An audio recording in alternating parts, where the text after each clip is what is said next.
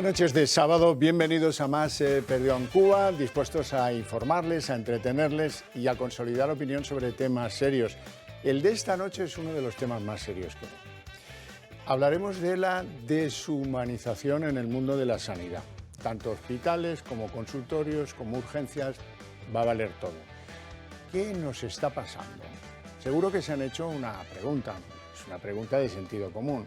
Hace 3 años salíamos a las ventanas, a los balcones, a aplaudir a los sanitarios, a reconocerles el esfuerzo durante la pandemia, a reconocer que muchos de ellos dieron la vida. Otros quedaron con secuelas, en fin, todo era agradecimiento. 3 años tan solo después, resulta que se ha establecido una de esas barreras difíciles de vencer y en las que los medios de comunicación algo tenemos que decir y algo tenemos que aportar. ¿A qué barrera me refiero? A la barrera del recelo, en 2 direcciones. Los sanitarios versus sus clientes o sus pacientes, como prefieran. A mí me gusta mucho el término clientes, porque tú estás en la seguridad social y pagas, eres un cliente. También paciente, pero sobre todo eres un cliente y debes ser tratado como cliente. Y el recelo es mutuo, porque resulta que los clientes o pacientes también dicen, oye, pero aquí ¿qué es lo que está pasando? Que en el hospital pido si le pueden llevar a mi madre una botellita de agua porque tiene sed o que le ayuden a hacer no sé qué cosa y me encuentro a alguien del mundo sanitario, sobre todo el hospitalario, o el de los consultorios de la Seguridad Social, que van por los pasillos con la escopeta cargada como si fueran buscando pieza, con una cara de vinagre que parece la de Irene Montero cuando da explicaciones por la ley del solo sí es sí. En fin, yo creo que algo nos está pasando. Os voy a presentar ya a nuestros invitados hoy, con los que espero tengamos algunas luces sobre este proceso, sobre lo que nos está pasando y que sea en positivo y a ver si esto contribuye a mejorar esa sensación que es clave para una sociedad mejor. No se me ocurre elemento pues, más necesario. Nos acompaña hoy doña Carmen Flores, que es desde hace muchos años presidenta de la asociación El Defensor del Paciente. Muy buenas noches, Carmen. Hola, buenas noches. Y gracias por venir. Muchísimas gracias a Siempre que vosotros. te pedimos que nos expliques cosas, siempre estás solícita a explicarlas. Como no puede ser de otra manera. Bueno, pues yo te lo agradezco mucho. Doña Ana Dávila. Muy buenas noches. Doña Ana Dávila profesionalmente pertenece a ese mundo sanitario, aunque actualmente lo comparte, entiendo, con el mundo de la política. Ella es diputada del Partido Popular en la Asamblea de Madrid y candidata a la renovación en las elecciones del 28 de mayo. Tendremos tiempo ahora de ir discutiendo. Don Antonio Alarcó. ¿Qué tal? Si yo explico el currículum de don Antonio, necesito un programa y medio. Lo fundamental, es senador del Partido Popular, portavoz de temas sanitarios, lo ha sido durante la pandemia y ahí hemos trabajado mucho. ¿De verdad? A pesar de la distancia, porque él es canario y a veces pues, las intervenciones tenían que ser por esa cosa maravillosa que se llama el Skype. Pero es que profesionalmente don Antonio Alarcó se dedica a los trasplantes, ha dedicado su vida a los trasplantes y es uno de los que tiene más medallas en términos de número de trasplantes, doctor, de lo que es la sanidad en el país. Bueno, soy una persona inquieta. Y efectivamente, ahora en este momento soy senador, lo que soy es un profesional que voluntariamente está en la política, porque creo que es importantísimo dedicarse a los demás. Y para mí la política es dedicarme a los demás. Con lo cual, y desde el punto de vista sanitario, pues esto es una vocación pura y dura y bonita. A lo mejor es eso algo de lo que andamos cortos ahora. Bueno, habrá que verlo, habrá que verlo. Y hay profesiones que sin vocación se llevan fatal. Sí. La mía, por ejemplo. Don Ricardo Ruiz de la Serna. Abogado y hoy el más fácil de presentar, todos lo conocen porque es un habitual del programa y una persona que tiene interés, curiosidad por las cosas y eso es el motor que mueve el mundo. Bueno, lo primero que tienen ustedes que saber, por si no lo saben ya, es, oiga, pero ¿cuántos médicos hay en España? Porque a lo mejor esto cambia el sentido de su juicio. Van a verlo a continuación. En España no vamos sobrados de médicos, 283.811 según el último cálculo disponible, que es del año 21. Puede que algunos se haya marchado, puede que algunos se haya incorporado, cada año se incorporan los que superan las pruebas del MIR, las duras pruebas del MIR. Estamos entonces en un promedio, que es lo que nos guía, de casi 6 médicos por cada 1000 habitantes, que yo diría que no es malo. Otro de los mitos fundamentales que yo quiero disociar para que en esto no nos perdamos demasiado es, oiga, ¿ya gastamos lo suficiente en sanidad? ¿Cuál es el gasto en sanidad que hace España? España entendida como el gasto que hace el Estado y el gasto que hacen las comunidades, el gasto que hace lo público en la sanidad. Con datos del año pasado, del 22, no hay otros, 73.200 millones de euros, que no tampoco está nada mal. Y esto, pues para entender, para tener un elemento de contraste, pues tendríamos o tenemos la obligación de compararlo con algunos otros países de Europa. El que más gasto por habitante tiene es un país muy pequeño en el que deben estar todos malísimos, es Luxemburgo, pero ese no se lo he puesto porque es un país que, bueno, es un ducado, no es ni siquiera un país. Alemania, bueno, pues ahí ven como en Alemania el gasto per cápita en salud, pues en el año 20, que es el último disponible, fuente la estadística europea de Eurostat, era de 5.000, casi 200 euros. En Francia algo menor, 4.133, en Italia un poco más que nosotros, 2.700, aunque les recomiendo, yo he vivido en ese país y les recomiendo que si tienen algo hagan como mis amigos españoles que viven en Italia, que cuando tienen algo no demasiado serio, no hace falta que sea demasiado serio, pillan un avión y se vienen a España, eso es lo que hacen, los muy ladinos. En España el gasto per cápita sería de 2.550 euros, pongamos así de números redondos, y esto lo tenemos que comparar con las medias en Europa. Estamos claramente por debajo de la media europea, 3.200 si entendemos la Unión Europea a 27 países, que baja la media. Si lo entendemos en términos zona euro, que somos menos y más económicamente, pues a pesar de las dificultades, estamos en otro mundo, 3.757 euros. Bueno, recupero mi pregunta anterior y hago una pregunta introductoria. ¿Qué nos ha pasado? ¿A qué atribuyen ustedes ese cambio del tono del trato que el paciente entiende que recibe de la sanidad pública? Bueno, yo creo que es algo que se ha generalizado en toda la sociedad. Hemos vivido una pandemia y yo creo que en cualquier profesión ahora mismo que requiera una especial dedicación, lo vemos también, por ejemplo, en los maestros, lo vemos a nivel, por supuesto, sanitario, que se ha producido en toda la sociedad una fatiga pandémica. Lo vemos en los adolescentes, en niños y adolescentes estamos preocupados porque hay un incremento de ese malestar emocional. Entonces, pues bueno, yo creo que lo que nos ha pasado es algo muy duro y creo que lo que tenemos que hacer es intentar mejorar y recuperar nuestra vida lo antes posible y, por supuesto, ayudar al más vulnerable para que se recupere y no se mantenga esta situación de malestar. Conceptos, doña Carmen, como la cita previa en los consultorios, conceptos como pues el contacto con el médico por teléfono, que te encuentras a un profesional agobiado por el tiempo. Bueno, sí, pero eso no, tómese esto y llámeme dentro de 3 días, ¿no? Sí. Vamos a ver, yo quizás sea la nota discordante, ¿no?, de esta mesa y pido perdón por ello antes no pida usted perdón por nada, porque creo ser que discordante está muy bien. La pandemia es una maravillosa excusa. Antes de la pandemia ya teníamos problemas serios además. Vino la pandemia y se derrumbó todo, obviamente. Fue una catástrofe para la sanidad, lógicamente para los profesionales, como bien has dicho, y una situación de verdad que nos ha quedado en el corazón, nos ha quedado en la situación. Pero yo tengo que decir, llevamos 25 años, yo creo que un cuarto de siglo, nos da la potestad para decir que nunca hemos recibido tantas reclamaciones de trato vejatorio a los pacientes como ahora. ¿Por qué? Yo creo que está claro. Los profesionales hay pocos para lo que se necesita, pero además se sienten maltratados porque están maltratados en general. Tanto médicos de atención primaria, especialistas, médicos de urgencias, profesionales de enfermería están trabajando mucho y no tienen la remuneración que se merecen. ¿Por qué? Porque un médico tiene una profesión de riesgo, una enfermera también. Están mal mirados desde la que friega el suelo o el que friega el suelo del hospital hasta el último médico. Por tanto, ¿esto qué situación nos va? Bueno, yo voy al médico, ese médico está enfadado con las administraciones, pero yo soy a quien tiene delante.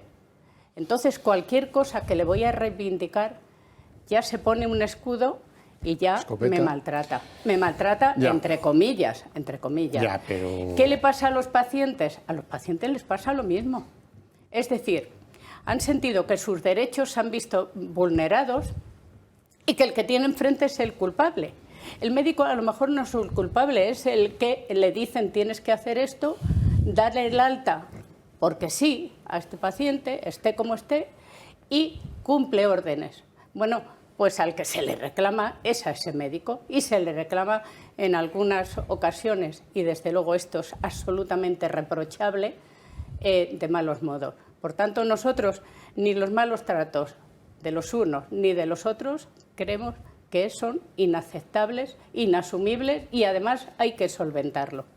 De todas maneras, Carmen, si salimos a la calle y preguntamos profesionalmente, pregúntame a mí, yo trabajo más o menos que antes de la pandemia, más, cobro más o menos que hace 3 años o 4, menos, pero eso no se lo puedo reprochar a mis espectadores, que son mis clientes. Evidentemente. Claro, esa palabra es maravillosa. La de clientes. Y quiero que sepas que cada escrito que hago a las administraciones, hoy por ejemplo he hecho algunos de maltrato, de mala atención, y lo que le digo a los consejeros de sanidad, oiga, usted cobra.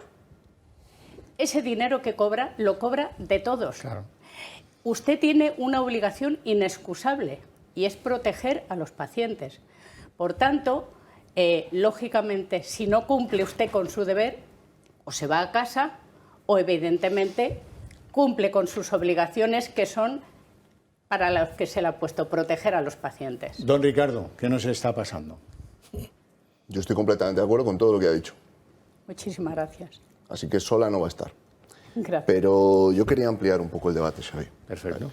Déjame además que haga un pequeño prolegómeno, porque de alguna manera creo que además de la responsabilidad estrictamente de médicos y de enfermeros, donde hay elementos humanos, hay, digamos, elementos de relaciones interpersonales, hay un elemento hospitalario de gestión, y casi me atrevería a decir que es en este plano donde yo veo con mayor preocupación la deshumanización.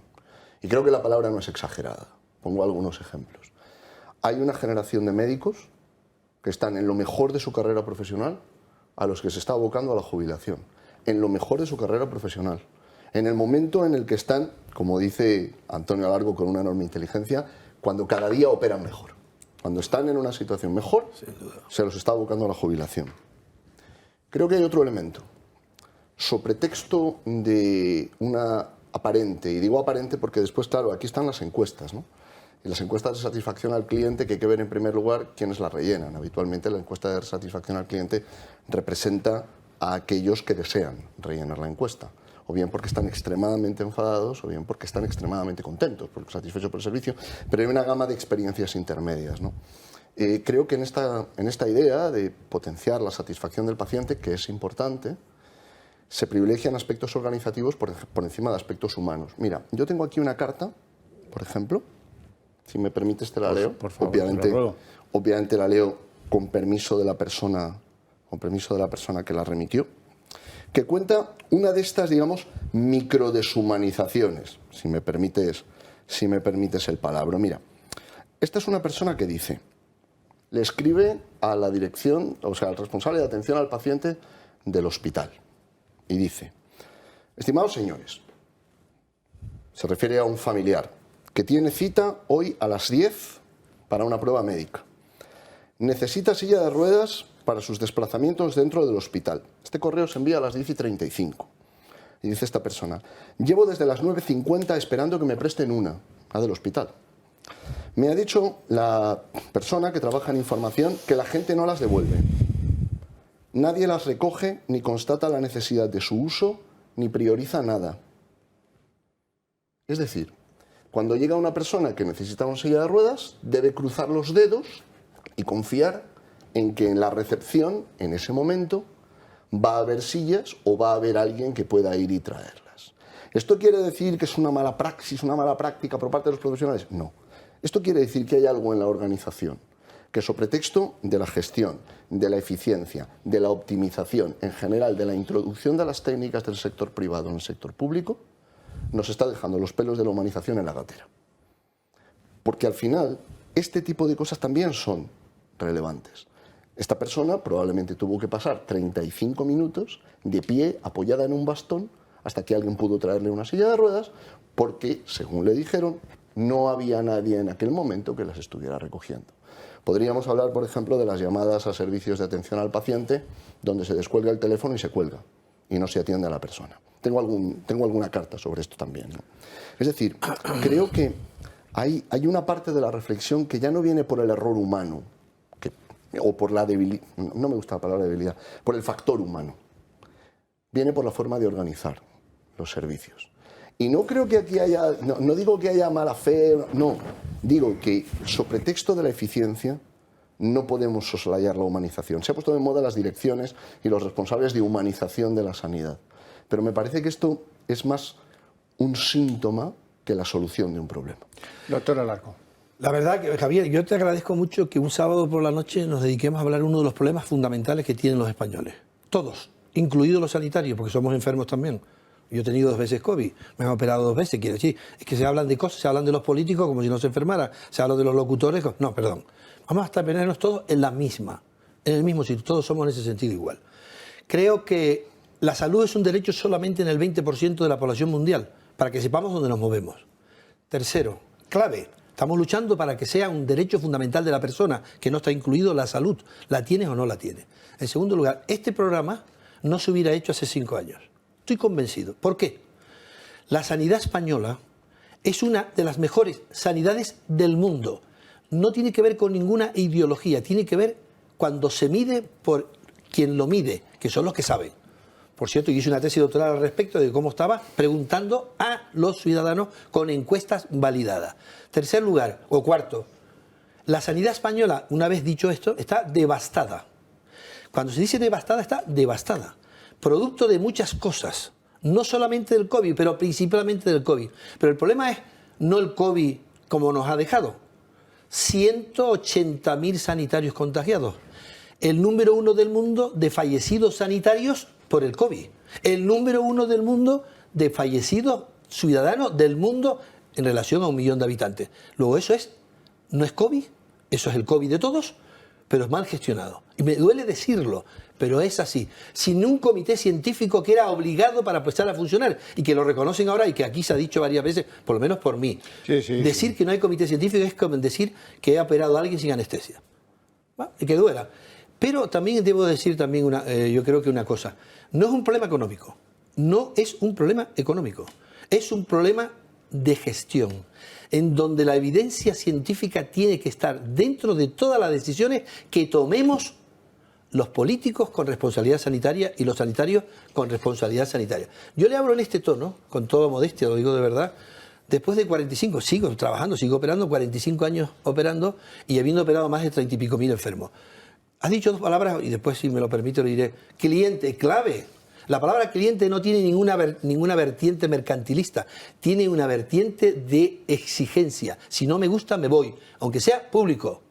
Con lo cual, que no lo use. El modelo sanitario en España está definido, no lo podemos discutir. Los países signatarios del Tratado de Lisboa, que yo participé, tendrán una sanidad pública, financiación pública, no gratuita, palabra prohibida. Gratuita no hay nada. Y además engendra demanda infinita y no sirve. Pero provisión de ser libre de servicios, que la haga quien mejor lo haga. Sin duda. ¿Tenemos el ratio de sanitarios correcto con respecto a la media europea? Sí, la tenemos. Hay algunas especialidades que tienen muchos, que sobran, y hay otras especialidades que no tienen ninguno. Pero el responsable de que nosotros todos sanitarios incluidos, políticos incluidos, periodistas y curas incluidos, de la salud de nosotros es el Ministerio de Sanidad. No se puede derivar ni pasar esa responsabilidad a las comunidades autónomas. La primera son ellos. Y evidentemente, con lo que ha ocurrido, no está haciéndose las cosas en ninguna medida. Pero Antonio, de eso han pasado ya 3 años. Nos vamos a ir a publicidad, pero quiero ver unas imágenes de cuando los españoles salían a aplaudir con furor a las ventanas porque le querían agradecer a la clase sanitaria, porque entendíamos lo de clase a los que trabajaban en los hospitales, su esfuerzo. Y eso, pues que muchos pagaron con su vida, el contagio y el esfuerzo que hicieron. De la confianza hemos pasado en poco tiempo a la desconfianza. Vamos a hacer una pausita publicitaria y a la vuelta continuamos.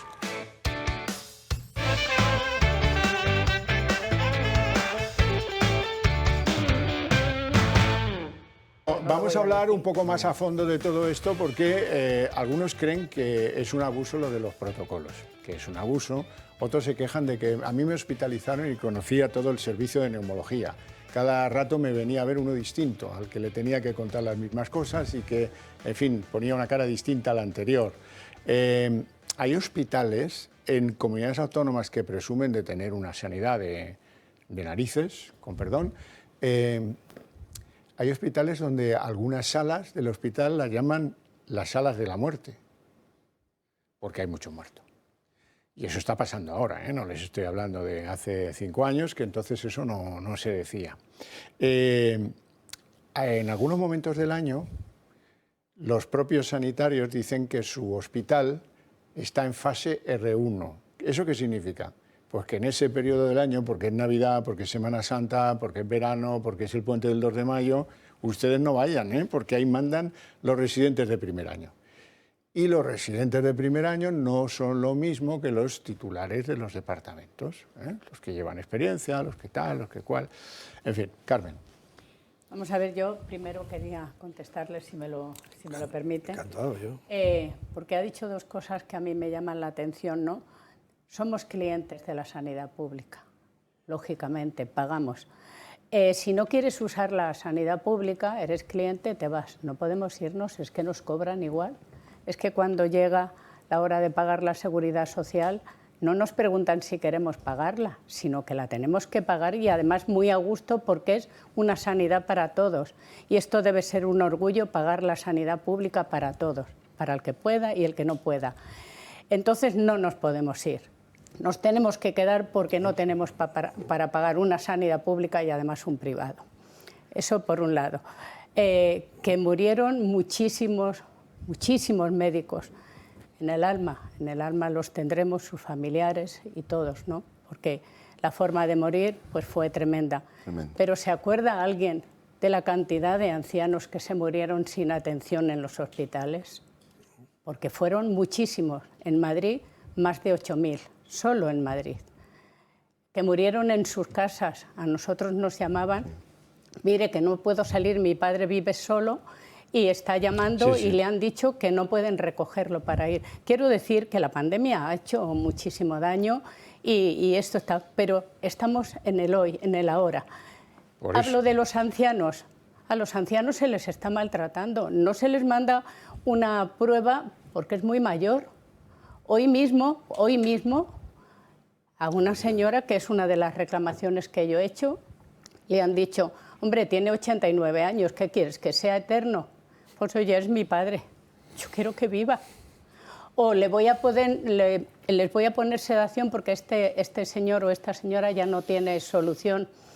La familia no quiere, porque hay que ponerle sedación por el artículo 23. Si no quiere, eso es un maltrato a la familia y al propio paciente que no puede decidir porque está muy malito. El tema de la silla de ruedas, pues a lo mejor dará la casualidad y será la misma persona, porque a mí me llegó exactamente un caso igual. Eso es que los españoles que llevamos viviendo en la picaresca desde el siglo XVI, ya sabemos que cuando vamos a un hospital y no podemos caminar, a mí me pasó el verano pasado, tienes que ir con un propio, con un amigo, con un familiar que recorra el hospital buscando la silla. Y las sillas se encuentran, ¿sabes dónde? Por la tarde, en donde han hecho análisis por la mañana. Entonces, cuando ya tienes la picaresca, ya sabes dónde hay que ir a buscarla, pero esa no es la manera. Es la manera que nos dotamos los españoles ingeniosos para superar determinados problemas. Me gustaría que nos centráramos en el tema del abuso de la mecanización, del protocolo, de que yo te curo la neumonía esa que has traído al hospital, te doy traca el tratamiento, Ricardo, pero a mí si te quedas sin hierro, o si te quedas con el potasio alterado, o si esto te ha producido no sé qué cosas renales, pues ese no es mi problema. Eso es deshumanización, eso es dejar de ver al paciente con un criterio global. Hay varios casos que se pueden contar. Este es el que tú dices, ¿no? El plantear que cuando uno ingresa por urgencias se centran en la dolencia que lo lleva a urgencias, pero se pierde la perspectiva del tratamiento que la persona puede traer de su casa. Yo conozco algún caso, digamos, que se puede documentar, de personas que se han tenido que llevar de su casa hasta el tensiómetro, ¿bien? Porque les tenían que tomar la tensión más veces de las que se la tomaban en la planta. Hay casos, como tú mencionabas antes, de personas a las que se prescribe, por ejemplo, un diurético y no se le da de baja el diurético cuando la persona recibe el alta y no se lo incluyen en el informe de alta, de tal manera que la persona continúa tomando el diurético y termina sufriendo una pérdida de iones. Hay casos que me parecen interesantes a propósito de esto. Por ejemplo, la aplicación habitual por la noche a personas mayores que por la noche pueden mostrarse más activas, de medicamentos que los hacen dormir. Claro, aquí hay un elemento ético de fondo de la decisión. Lo que se suele decir es, le hemos dado una pastilla para que descanse. ¿Para que descanse quién? Porque claro, aquí hay una persona que no estaba tomando una pastilla y a la que se le administra. Y creo que hay una parte de la reflexión que toca el elemento deontológico, si se quiere, de valorar, oye, realmente esta persona con la edad que tiene, con el cuadro que presenta, es prudente darle no quiero decir nombres de fármacos porque no me quiero centrar en una decisión concreta, creo que no es un tema de negligencia, no, creo que no va por ahí, creo que es la idea de que, mira, para que descanse todo el mundo por la noche, vamos a tomar estas decisiones, ¿no?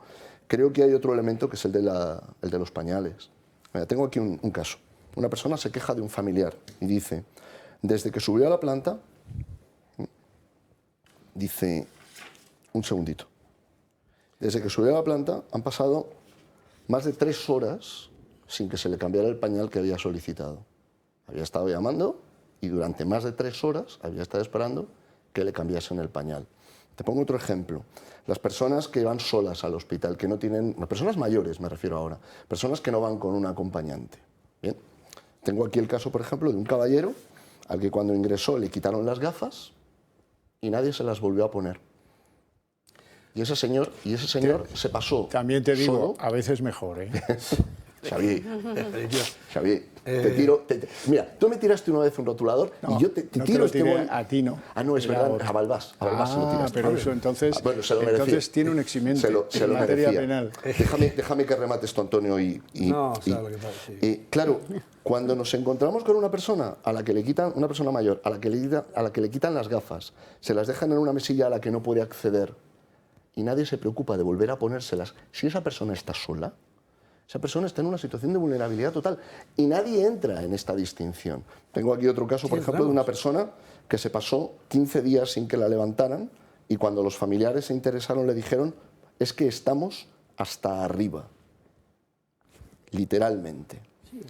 Me parece que no entro ahora en el debate de si tenían que moverla o no tenían que moverla, entro en la deshumanización de este fondo del tema. Las personas que se tienen que buscar sus propias mantas, por ejemplo, porque no encuentran nadie que en un momento determinado se la facilite. Si te cuento, lloras. Sí. Los primeros días de enero, con un frío pelón, en un hospital madrileño, yo tenía un familiar ingresado allí que tenía mucho frío. Y claro, pero si no tiene manta, ¿cómo no va a tener frío, no? Entonces reclamo una manta, la manta no llega, es que no tenemos mantas. ¿Cómo? Un hospital nuevo de estos que hizo Esperanza Aguirre no hay mantas. A ver, ¿me está usted bromeando? No, que no hay mantas. Bueno, al día siguiente le pusimos un abrigo, tal, no sé qué. Oiga, que no hay mantas. ¿Cómo que no hay mantas? Vamos a ver, que la traigo yo de mi casa. ¿Qué dice usted? Pero si esas mantas no se pueden traer aquí ni de loco, eso está lleno de bacterias y de no sé qué, no, ni se le ocurra. No le dejaremos entrar con la manta. Bueno, pues oiga, solucióneme el problema. Y un servidor de ustedes que nunca hace esas cosas, tuve que amenazar con hacer un reportaje. y apareció la manta. Que a veces la galvana es muy mala consejera. Vamos a ver, no hay ningún motivo para tratar mal a nadie. Digo para definirme. Está claro. Yo fui R1, R2, R3 y R4. Hice guardia 4.700 guardias, que está todo escrito, y nunca me encargué. Soy jefe clínico por oposición y jefe de servicio por oposición. Quiere decir que yo soy responsable de mi servicio, aunque esté un R1. Igual que el piloto de Iberia, el segundo lleva el avión, pero es un responsable. ¿Se puede ir el otro piloto? Hombre, no puede salir, pero se puede ir fuera. ¿Qué quiere decir esto? ¿Que tiene que llevar a los hospitales los R1? No. ¿Que los R1 se tienen que ver más que ninguno? Sin duda, están en plena formación aquí, en Estados Unidos, en Francia, en Alemania y en todos lados.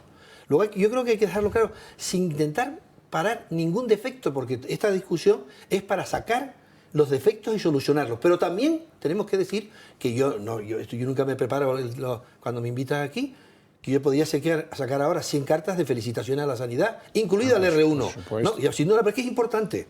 Es importante decir también las cosas que van bien. Vamos a ver, un niño que nazca hoy aquí, en Madrid, pero en Tenerife, en el Teide, tiene un 90% de posibilidades de cumplir 90 años. No ocurre en ningún lado del mundo. La expectativa de vida... No quiero tapar ningún error. Y en eso también hemos perdido pistonada. No importa, pero hemos perdido un año. Pero seguimos siendo los países del mundo que tienen más expectativa de crecer, de nacer. No solamente por la sanidad, ni mucho menos. No en un 40% de la sanidad. Y si quieres hablamos de eso porque hay que dedicarle más a otras cosas. Pero esto también hay que contarlo. La sanidad la hacen las personas, que las hay altas, bajas, guapas, feas, antipáticas y maleducados. Igual que los curas, que los obispos, que los psicólogos y que los periodistas. Luego, no juzguemos la sanidad por actitudes personales de que no haya una manta, que es muy grave que no lo haya. Pero seguramente la manta es un responsable que, por cierto, para gestionar un hospital, que es la empresa más importante que hay en este país, la universidad y los hospitales son las dos empresas mayores que hay, mucho más que Inditex. Hay que saber, no vale que te nombren, sino que sepas. No se puede ir a aprender a esos puestos. Y aquí ha ocurrido mucha gente que ha ido a aprender porque lo nombran. Y los cargos no hacen a las personas. También es verdad que hay que contarlo, pero lo hacen las personas.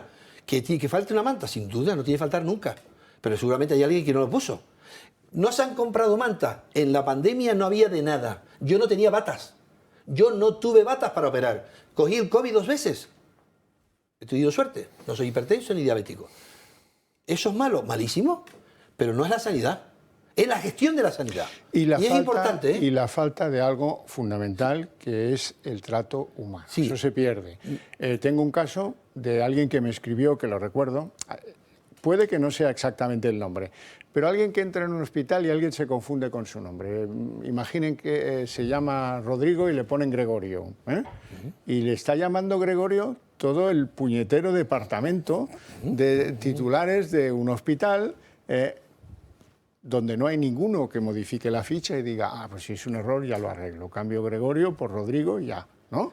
Pero este hombre estuvo recibiendo ilustres doctores y doctoras que le iban a ver cómo evolucionaba y todos le llamaban Gregorio y él a todos les decía, no, yo sí, el apellido coincide, pero no soy Gregorio, por si acaso me va a administrar aquí algo que no sea. Bueno, porque eso pues, se considera un elemento completamente... no importa, ¿no? Ana. Bueno, yo creo que vamos a un poco también a centralizar lo que es el concepto de humanización, porque si estamos poniendo cada uno de los casos que evidentemente son dignos de queja y de reclamación, por supuesto, y a las consejerías de sanidad, yo conozco la de la Comunidad de Madrid, pues llevan muchas quejas y muchas reclamaciones a las que se procura dar respuesta, ¿no? Voy a poner el ejemplo de la manta. Cuando yo estaba en la Consejería de Sanidad, pues se estaba gestionando, cuando yo llegué a una de mis responsabilidades, un contrato para unos chips. Y entonces yo pregunté de qué se trataba esto de los chips. Y me dijeron que las empresas concesionarias de las limpiezas de las sábanas, las mantas y todo el material textil de los hospitales, cada vez recogía menos cantidad de mantas, de sábanas y de textil, ¿no? Con lo cual, claro, la Consejería de Sanidad culpaba a la empresa de que no devolvía la misma cantidad de mantas a los hospitales. Entonces, bueno, es un dato interesante porque había, y en ese caso lo que se trasladó es que había que poner un chip para que todas las mantas, todas las sábanas estuviesen localizadas en cada uno de los hospitales. Bueno, esto era un contrato centralizado del Servicio Madrileño de Salud. Entonces, estoy perfecto de acuerdo con el doctor Alarcó en que la sanidad también la hacemos todos. Es verdad que hay un problema de trato. Yo lo he dicho al principio de mi intervención, hay un problema de trato en general. Estamos todos bastante crispados, vamos todos muy deprisa y estamos todos, bueno, pues muy alterados. Yo lo vivo y voy a trasladarlo también porque yo trabajo en el mundo de la salud mental y bueno, pues evidentemente percibo mucho cómo ha sido devastadora para la salud mental esta pandemia y no considero que sea una excusa. Es que vivir una catástrofe durante tantos y tantos días no puede pasar desapercibido para nuestra salud mental. Ojalá, ojalá fuera así. Y voy a hablar un poco también de los procedimientos. Cuando hablamos de procedimientos, los procedimientos son documentos vivos que utilizan los servicios hospitalarios para mejorar la asistencia. Conozco muchos, pero me siento más familiarizada con los relativos a la salud mental, por ejemplo, con el tema de las contenciones, ¿no? Y ahí hay servicios que utilizan casi nada ya las contenciones, pero las utilizan cuando el paciente, por ejemplo, se puede hacer daño a sí mismo o puede hacer daño a algún profesional o a algún familiar que se encuentra allí o a algún otro paciente. Solo y exclusivamente se utilizan en estos casos y antes se utilizaban pues muchas más contenciones. Entonces, quiero decir, ¿vamos a la contención cero? Sí, vamos a la contención cero, pero en algunas ocasiones los propios profesionales tienen que salvaguardar la naturaleza de la vida de las personas que están en ese momento pues bajo una circunstancia, por ejemplo, de salud mental. Los procedimientos, a mí me gusta más hablar de procedimientos que de protocolos. Los procedimientos también para evitar el daño psicológico que se produce, por ejemplo, en personas mayores institucionalizadas cuando cambian de contexto, tienen unas rutinas muy establecidas y se les ingresa. Bueno, nuestros hospitales y los principales promotores en la Comunidad de Madrid de los planes de humanización, ya vamos por el segundo plan de humanización, han sido los propios profesionales con sus proyectos y, por ejemplo, pues para evitar que las personas mayores se descentren y pierdan la orientación espaciotemporal, tienen todos en sus habitaciones un reloj, un calendario y el personal que trata en los servicios de geriatría está perfectamente ocupado y preocupado en trasladar a la persona mayor cuál es el día, cuál es la hora. Un dato más, la Comunidad de Madrid hace encuestas de satisfacción del paciente desde el año 2006 a entre 20.000 y 48.000 pacientes al año. Desde el año 2017, me parece, 17 o como mucho 18, creo que desde el año 2017, la encuesta de satisfacción del paciente de la Comunidad de Madrid incluye preguntas específicas sobre la humanización de la asistencia sanitaria y otras estrategias como, y ya termino, la de seguridad del paciente y la de calidad asistencial son estrategias en las que la Comunidad de Madrid también ha sido pionera y que también tienen cosas muy importantes relacionadas con la humanización de la asistencia sanitaria. Para que doña Carmen no se sienta sola en este debate, voy a contar que los médicos que lo son, que ya no hacen el juramento hipocrático, lo quitó Zapatero, iba muy bien ese juramento hipocrático, han consentido, y nadie lo discute, ni siquiera está en el nuevo reglamento del Colegio de Médicos de Madrid, que me leí ayer, ni siquiera está ahí. Han consentido algo que es, en pura esencia, inhumano.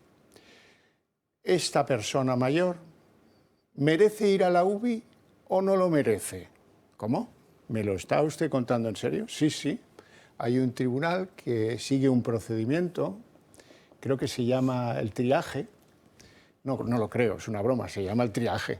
Entonces van a ver van tres señores de bata blanca a ver al enfermo. El enfermo, pues si es mayor y tiene una neumonía, se le puede haber ido la olla temporalmente durante unos días, es normal, luego la va a recuperar, lo hemos visto todos, eso alguna vez en la vida, desgraciadamente.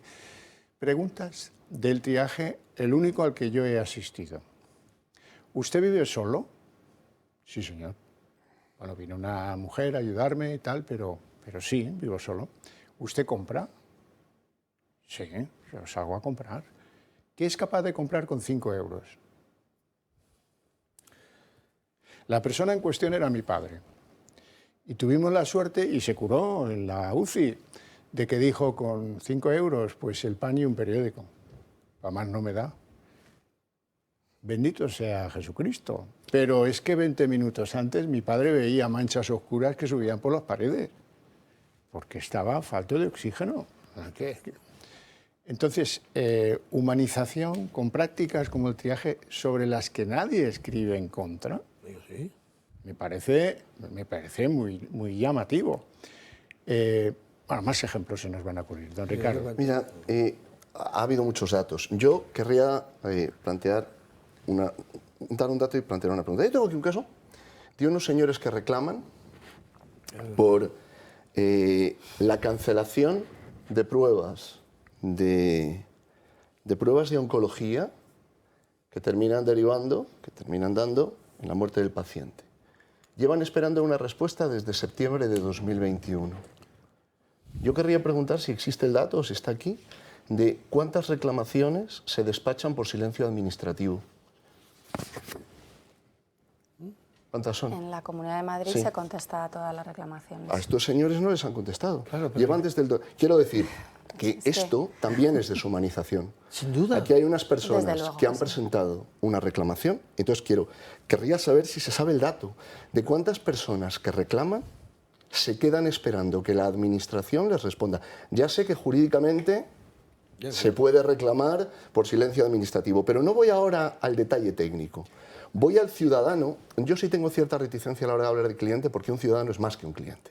Pero Sí, admitamos, y para la mí categoría, también. admitamos la categoría de cliente. Bien, hay una persona o una familia que está esperando que la administración razone por qué a esta persona le cancelaron, le suspendieron, le cambiaron de fecha pruebas de oncología y terminó falleciendo de un tumor.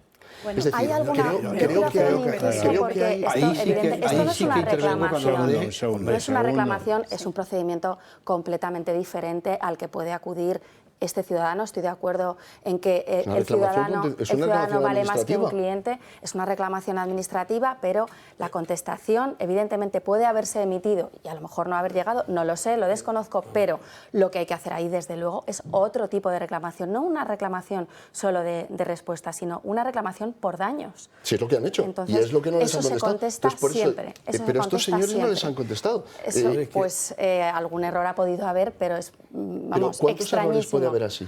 Pues es la primera vez desde el año 2017 yo estoy ¿De vinculada a la reclamaciones que Consejería no de se co- Sanidad. que se Es la despachan primera por vez que silencio me llega. administrativo? Sí, A ver, es la pero primera claro, vez. estamos viendo doña Carmen. Permitirme, porque claro, esto es como los datos de lista de espera, absolutamente falso. Los estamos viendo ahora, sí, hay Vamos quien a lo ver. dice eso. Yo he tenido la desgracia de perder a un hijo. Creo que lo sabes, ¿verdad? Yo creé la asociación por eso. Mi hijo hace 11 años que se ha muerto. Se hizo una reclamación administrativa. La última reclamación por no contestar se ha hecho como hace un año, después de fallecido, porque yo quiero que contesten a la negligencia de mi hijo. Y siguen sin contestar después de 14 años. 14 años. Y eso que está diciendo, y yo, perdóname, con todos mis respetos, aluvión de reclamaciones que no contestan. Aluvión de reclamaciones que no se contestan. Y por Dios, Carmen, la permíteme, culpa, no es lo mismo, no la es el culpa mismo no es tipo- tuya, la No, culpa no claro. es tuya, evidentemente. No es lo mismo una Pero se reclamación, está, y porque luego yo- lo que porque decía, yo he lo acudido que a mi decía centro de Antonio, salud, porque luego yo lo he que acudido a mi decía centro de Antonio salud. de las personas que van a vivir 90 años. Vamos a ver, a mí qué me importa muy poco. Qué suerte, pero si voy a vivir 20 años y voy a ir a los hospitales a que me maltraten, no sé yo qué es mejor. No es así. Pero, No es así. pero no solamente No, eso. no podemos perdón, más. Perdón, No, perdona, no perdón, más, no más. perdón. Resulta que las personas mayores ahora mismo, porque estabas diciendo tú que geriatría, vamos a ver, se les está ninguneando de cualquier... ¿Sabes cuántas denuncias he puesto a las fiscalías en el último año por maltrato que reciben los ancianos en las residencias? Pues he puesto 7. Eso Y es todas las otro- que haga yo- falta, eso desde es luego, otro- Carmen. pero todas son las que hagan pacientes, falta, por querido, supuesto pero que eso sí. son pacientes. Es otro asunto muy específico. Pero son Yo pacientes. nunca he A ver, Antonio. utilizado la Todas las palabra, yo nunca utilizo la palabra anciano ni viejo, sino de edad avanzada, por respeto. Bueno, bien. Porque viejo no significa nada positivo en Viejo el muy diccionario. feo. No, perdón, y termino. Segundo, estoy en contra de cualquier maltrato. Así lo dejamos claro. Y estoy en contra de tapar cualquier fallo. No usemos la palabra negligente, que eso es penal, y aquí hay un abogado. No es, eso es penal, eso es penal.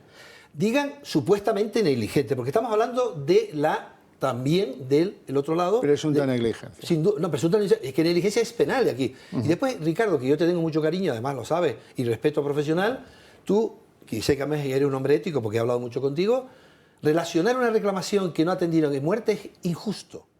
Muy duro. Estos señores lo creen. No digo... Tienen derecho a que se les demuestre que no lo están. Sí, yo no digo Tienen derecho a que se les conteste. Totalmente de acuerdo, pero yo digo que Llevan 18 yo hablo de meses. Ricardo, no del paciente. Sin duda. Protocolos. Querido Javier, te agradezco. El protocolo es imprescindible para trabajar y no tiene que ver nada con deshumanizar. Yo no puedo operar como yo quiero, sino como la evidencia científica me dice, que es un protocolo consensuado, jurídicamente respaldado, para poder aplicarlo. El que se acabaron las individualidades que dicen, yo soy muy bueno y no hago la laparoscopia. Eso era hace 40 años. Yo, que soy muy bueno, yo no necesito la laparoscopia. ¿Cómo que no? Tú tienes que hacer la laparoscopia. Y si no sabes, apréndelo. Y si no, te vas. Luego, sí a los protocolos. Nosotros nos movemos por la evidencia, no porque somos muy listos, ni muy listas, ni muy listes, sino por protocolo. Y eso no tiene que ver nada con la deshumanización. Y yo les digo una cosa. Hay errores, muchos. ¿Tiene que haber algunos? Algunos siempre habrá, porque las personas nos equivocamos. Lo que no podemos ser es nunca negligentes. Y eso no lo puede parar nadie. Y hay que sacar en un programa como este los defectos, claro. A mí me encantaría que un día hiciera un programa con las virtudes, porque pues tenemos que empezar a hablar. Tenemos que empezar con esta sanidad que está devastada. Invitado estarás. Ya lo sé, seguro. Mira, vamos a ver, la sanidad, el Ministerio de Sanidad ha habido en 4 años 5 ministerios. Eso no puede funcionar, porque se ha convertido el ministerio en una lanzadera política. Eso sí que tiene que ver porque no te operes. Eso sí que tiene que ver, porque no han hecho una estrategia de lista de espera nacional. Hay un capítulo previsto para bueno, perdona que lo adelante, pero eso sí que tiene que ver, no se ha hecho. El influjo de la política en el mundo sanitario, que también es para darle de comer aparte. Pero antes, no se me puede escapar.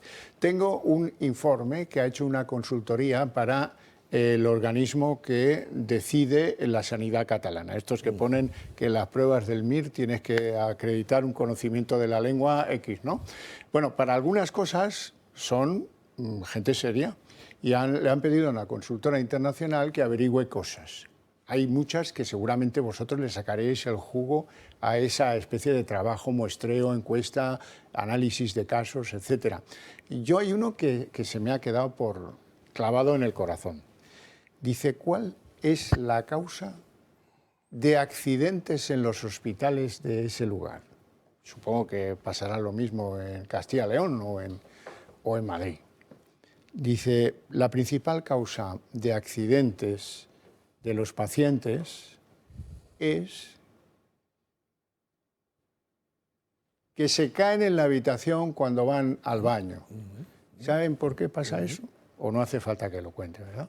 Porque tienen el dedo ya a punto de caérseles de apretar el botón y nadie acude. Y ante esa inminencia se levantan. Y como van descalzos, suelo resbaladizo o no, o torpeza de alguien que está en la cama, a lo mejor lleva 2 meses en la cama, pues se cae y se abre la cabeza. A coser, brecha, etcétera, etcétera, etcétera. A eso me refiero con la deshumanización. Sí, yo te compro eso, pero aquí se han dicho más cosas que eso, Javier. Se ha dicho, y tú lo dijiste, y yo te tengo mucho cariño, el triaje. No se practica triaje con los enfermos, sino en urgencias, para clasificar entre graves... No, perdón, no. Yo termino y tú con todo el respeto, que tú eres el que manda. El triaje, no hay ningún protocolo respaldado jurídicamente que diga, tú tienes 90 años y no entras. No.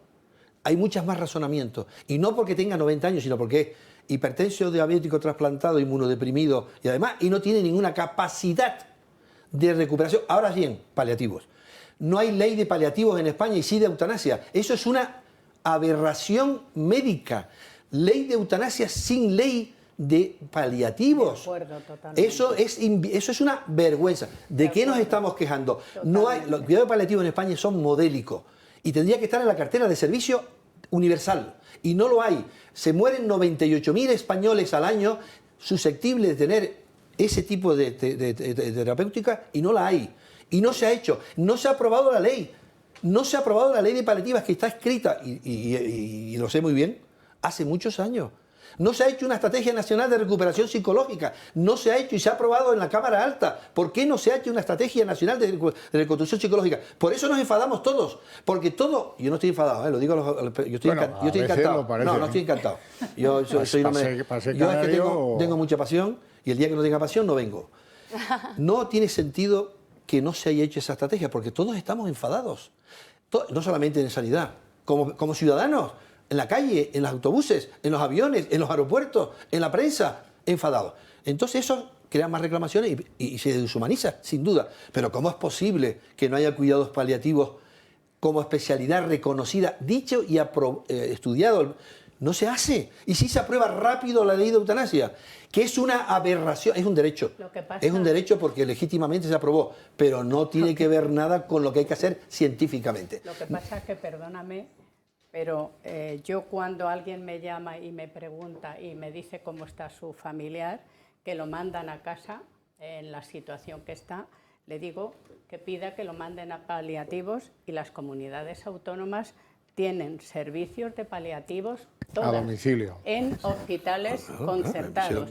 Por tanto, esa ley no estará, pero los paliativos existen y se están utilizando. Esta es la verdad. Y si no los mandan es porque la comunidad X no le da la gana mandarlos y los manda mejor a su casa a que se mueran con su familia y de una forma espantosa. Pero no es la comunidad, no, pero, no es comunidad, es que la salud no tiene que ver con la comunidad. Pero que están... Hombre, tiene que ver con la responsabilidad. Están las transferencias. No, las transferencias de la gestión. Mía, ojalá no estuvieran. Carmen. La responsabilidad no se puede transferir, la gestión sí. Pero la responsabilidad de un gobierno, gobierne quien gobierne. No estoy hablando, no estoy haciendo política porque yo nunca he hecho política con la sanidad. Si además no hay que yo termino, Carmen, termino. Que la salud son todos iguales, están todos iguales. Se llamen como se llamen. Como hablaste de comunidad, que no se puede transferir la responsabilidad, se puede transferir a la gestión. El principio constitucional de que hay 17 comunidades autónomas y 2 ciudades autónomas no tiene que ver con que haya 17 sanidades distintas, no lo dice la Constitución, con lo cual no hay que hacerlo.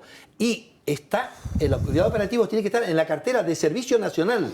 Los problemas la Constitución dice que somos todos iguales y en cada comunidad somos diferentes. Esto ya no se cumple. Eso también es verdad. Te aseguro que el triaje existe, en los hospitales de Madrid.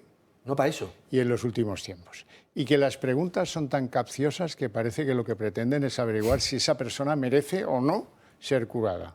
Javier, ahora lo discutimos tú y yo en la publicidad. Encantado. Y te digo el nombre del hospital sin ningún reparo. No, porque... nos vamos a publicidad, apenas 2 minutos, volvemos enseguida.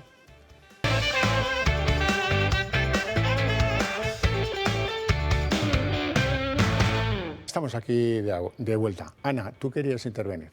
Bueno, sí, yo un poco en la línea de lo que estábamos hablando de cómo se utilizan y no se utilizan los procedimientos.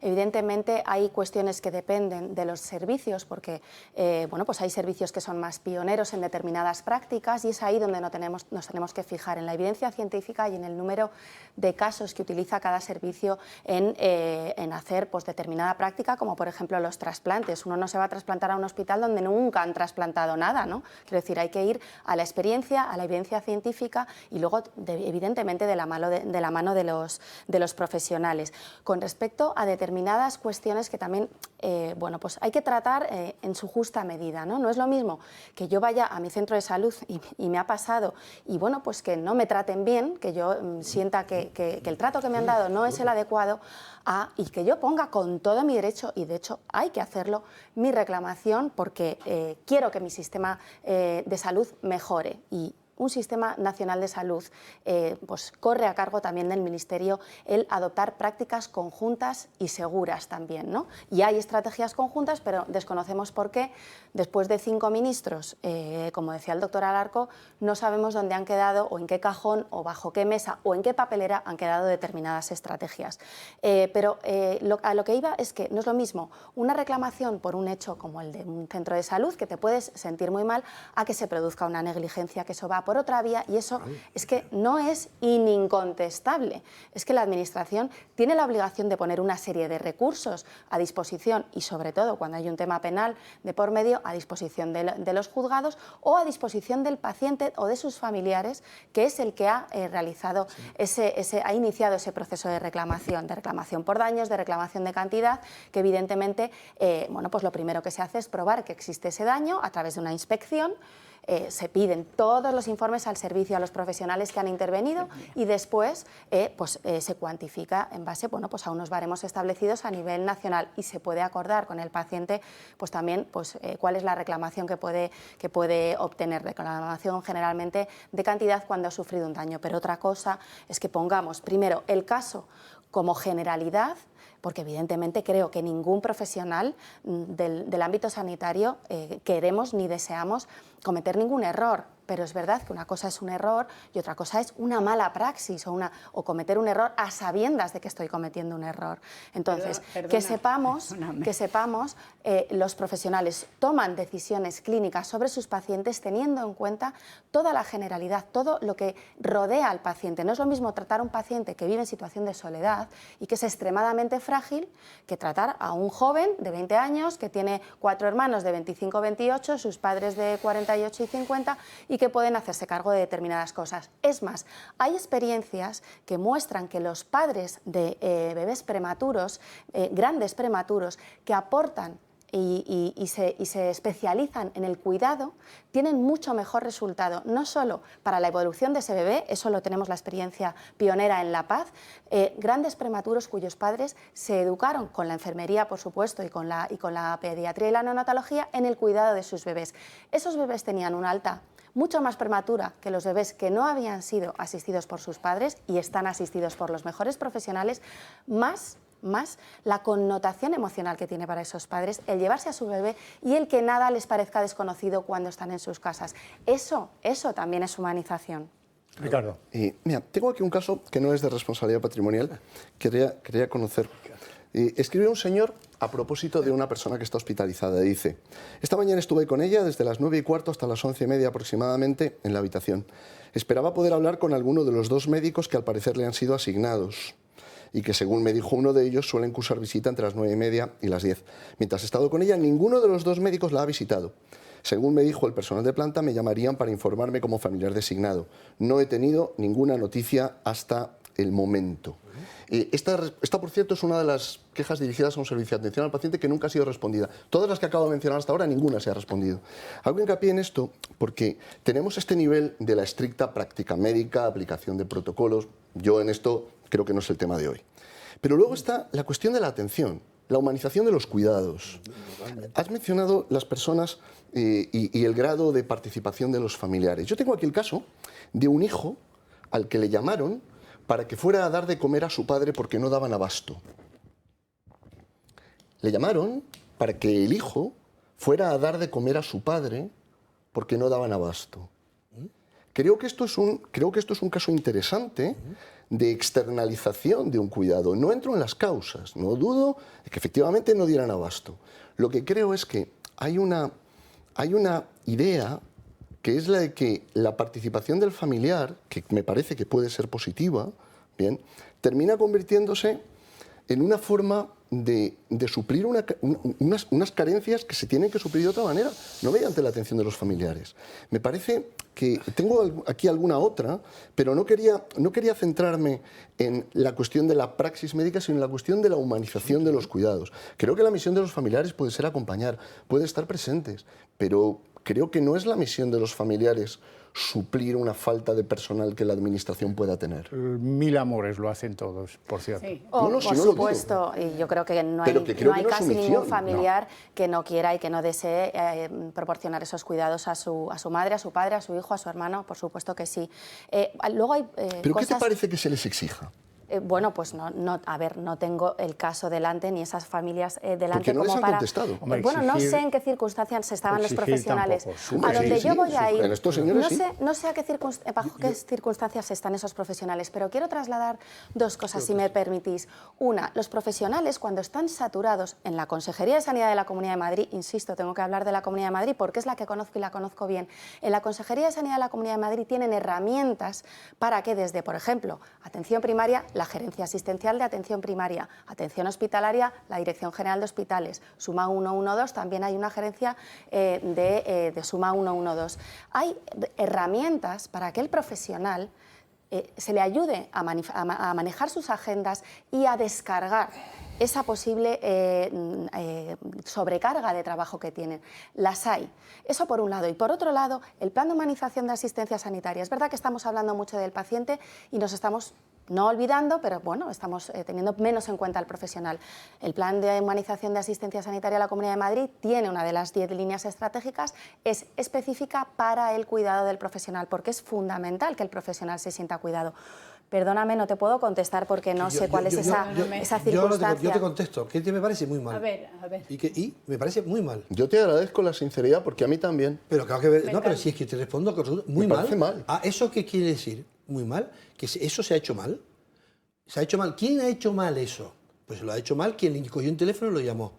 ¿Es responsable quien llamó? Sin duda. Pero lo que sí te digo es que el centro del sistema sanitario es el paciente, que tiene que participar en su proceso curativo y que los profesionales, protocolariamente, aunque no le gusta a don Javier, tienen la obligación de que participe en su curación, que significa para lo bueno y para lo malo. Tiene que ser cómplice de esa técnica que le digo, el quirúrgica. Sí. Lo voy a operar. No, es que es muy importante decir, ya que tú, es que yo no traje mi iPad, la tengo en el coche, pero en el iPad te voy a sacar si quieres mil cosas. Me parece muy mal. ¿Tiene que ocurrir? No.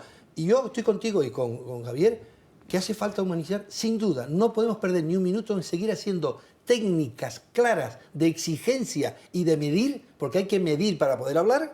Hay que medir siempre sociología sanitaria. Les recomiendo además ese libro, que lo escribió Antonio Alarcó. Lo digo, no se vende, está entregada precisamente al COVID. O sea, no es por ganar. No, yo no estoy en eso nunca. La vía comercial estoy en otras cosas. Gracias a Dios no lo necesito. Pero hay que hacerlo, pero hay que medir. Y eso me parece mal. Hay que hacer un esfuerzo enorme para humanizar, sin duda. Pero es que me he dado cuenta que las relaciones humanas en general, en esta sociedad que nos ha tocado vivir, que yo estoy a favor de ella, con sus errores y con sus fortalezas, ha cambiado. Las relaciones humanas va más por esta vía que por la vía de tocarnos y querernos. Es verdad, estoy de acuerdo con que se deterioren las relaciones, no, pero hay que estar en ello, sin duda. Hay que estar en ello y eso es muy importante y lo podemos hacer. Pero ¿sabes lo que pasa? Es que, con todo cariño, si ponemos ejemplos, el próximo día traeré ejemplos, hay miles de ejemplos en otro sentido. Yo no he puesto Pero no hay que ninguno tapar, más que nada de lo que tú dices. Nada. Carmen. Vamos a ver, yo, si me permitís, ha dicho que cuidáis a los médicos. Pues no lo hacéis muy bien. Y no lo hacéis muy bien porque están de huelga un día sí y otro también. Por tanto, no se sienten ni cuidados ni protegidos. Y hay héroes, ¿eh? En esos médicos. Esto por un lado. También hay muchos muy politizados. Luego Sí, hablamos también. Luego hablamos de eso. Por otro lado, negligencia. Cuando yo hablo de negligencia, no digo que he hecho una reclamación patrimonial y que no me la han contestado en tantos años. El caso de mi hijo fue una intervención que no debió hacerse y que le dejó tetrapléjico. Vía penal, luego contencioso, porque la vía penal es complicadísima, ¿no? Muy difícil, y terminando por que no nos contestaron y que siguen sin contestar, y eso es lo que he querido decir. Pero quiero decir que primero fue a la vía penal, después al contencioso y una reclamación que está sin contestar y que sigue sin contestar. Bueno, y por otra parte, y para terminar, yo creo que tenemos que unirnos todos, profesionales, pacientes, y hacer las cosas más fáciles para la salud de las personas. Ahí quería yo llegar, Carmen. Hay algunos elementos estructurales del comportamiento del conjunto sanitario que tenemos que comprender. Seguro que ha habido un efecto de depredación de profesionales que se han ido al extranjero, que se han ido a la privada porque buscan mejor condición de vida. No solo salarial, sino también en términos de comodidad, porque la gran cuchillada que les han dado a los sanitarios es el procedimiento de no convocar oposiciones y el procedimiento de ir alargando contratos temporales dentro de una modalidad impresentable desde el sector público. Impresentable. Que la sanidad, eso se ha intentado arreglar, eso lo sé, pero que durante 12 años haya habido personas trabajando ahí, esclavas del mundo sanitario, sin ninguna vinculación con el hospital o con el centro, eso está muy mal y no me duelen prendas. Ahora bien, también hay otras cosas estructurales que como pacientes tenemos que reflexionar en ellas. Si no funcionan los consultorios, si no funcionan las urgencias de distrito, es una obviedad que se tienen que colapsar las urgencias hospitalarias. Hombre, pero claro, caso reciente, persona cuya madre me dice ha tenido hemorragias nasales, pues en los últimos 2 semanas 10. A lo mejor es exagerado llevarla a las urgencias de un gran hospital, pero es que no tiene más remedio. Es que no tiene más remedio, porque va al consultorio y le dicen, le damos cita para dentro de 3 semanas. Oiga, por favor, ¿que ¿cómo va a estar en dentro de 3 semanas? Y si esto es algo grave. Me voy a las urgencias de distrito, no, esas no existen, olvídese, no sé ni lo que te dicen, pero al final acabas tensionando las urgencias hospitalarias, que no lo deseamos, pero es que nos empuja la vida. Javier, estás hablando de una realidad. A mi hermana se le revienta un oído y le dan para 10 días para que la vean en atención primaria. Es que ¿sabes qué pasa? A mí me gustaría poner ejemplos. Primero siento muchísimo lo de tu hijo. Pero que ya. Siento muchísimo lo de tu hijo. Han sido dos. Han sido lo que sí digo es que la palabra negligente solamente lo puede usar un juez. Nada más, ni tú ni yo. Pues lo siento como madre, no te puedo imaginar. Pero dicho eso, punto y aparte, lo tiene que decir un juez. Solamente un juez. La urgencia, tienes toda la razón. ¿Sabes lo que ocurre? Los médicos, hablo de médicos, todos los sanitarios, pero los médicos, que es lo que entiendo, no me atrevo a representar a un colectivo que no, aunque vivo con ellos. Los médicos, el sueldo es el 4.º punto de importancia. El primero es la consideración personal, que es de coste 0. La profesionalidad. No hay derecho que haya habido profesionalidad durante 10 años y ahora se quiere resolver de una manera tórpida. No hay derecho que no haya un título de urgencias y emergencia que este gobierno no ha querido sacar ni aprobar. Claro que no hay derecho. No hay derecho que haya 800.000 españoles pendientes de operar, porque no se ha hecho una estrategia nacional de lista de espera. No valen los localismos, don Javier. Los temas tienen que ser nacionales. No vale tomar medidas en Madrid y no en Toledo. Hay que tomar medidas de estrategia nacional de lista de espera, de soledad involuntaria, Pues Antonio, yo he pedido un 155 para las comunidades autónomas. Yo no he pedido eso nunca. Fíjate si me interesa que el Estado entre. No, yo no digo que no. Si no quiero el Estado, el Estado tiene que estar donde tiene que estar. Y cuanto más chico, mejor. Esto no es Estado. Esto significa sanidad y organización. Y eso no se ha hecho. Que influye una lista de espera, porque no hay una estrategia, después de una pandemia menos, influye en que la patología se acentúe. Claro que lo podemos relacionar. Cuanto más lista de espera, la patología normal se acentúa. Claro. Cuando no se hagan los screenings que se tenían que hacer de cáncer de mama, de colon, que se estuvieron parados, se tienen que hacer de mañana y tarde. Los hospitales tienen que funcionar de mañana y tarde. Ahora bien, hay que considerarlos, tienen que tener futuro en sí mismos. Es el sueldo más bajo de toda Europa, los sanitarios españoles, siendo una de las mejores sanidades, y eso no se puede resistir ni un solo día más. Efectivamente, y estoy de acuerdo. Luego, bueno, es que además, en base a datos que tenemos que publica el propio Ministerio de Sanidad, tenemos el informe de oferta-necesidad de especialistas médicos del año 2021 al 2025. Este informe, curiosamente, ha desaparecido. ¿Sabes en qué contexto ha desaparecido? En el contexto de las huelgas a Madrid. ¿Por qué? Porque el Partido Popular de Isabel Díaz Ayuso empezó a dar datos reales, además precisamente colgados por el Ministerio. Yo hice un resumen de ese informe, que además menos mal que lo hice porque ha desaparecido, en el que, bueno, pues por supuesto hay una comparativa de comunidades autónomas, una comparativa en la que Madrid, por supuesto, no salía ni muchísimo menos mal parada en cuestión de ratios, y en ese sentido, Carmen, se utilizaron las huelgas. Se utilizaron las huelgas políticamente.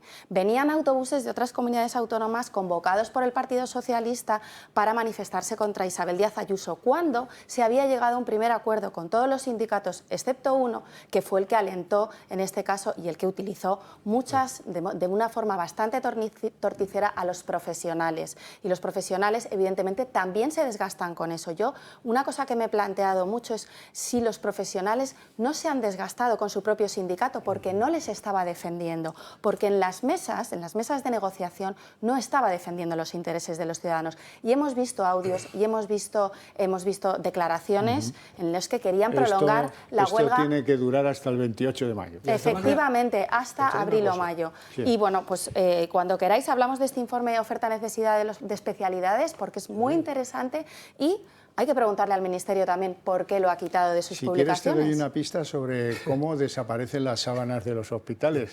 Cómo desaparecieron de las actas del Consejo Interterritorial. De los sindicatos colgadas en los pasillos. Claro, Javier, no ha habido comité científico de la pandemia. Ya. No ha habido, pero es una cosa de urgencia. No quiero meterme. Desaparecieron manifestaciones de las comunidades autónomas, Quiero decirte una de las cosa, actas del sin Consejo duda, Interterritorial que no haya durante comité la científico en pandemia. una pandemia, que es de obligado.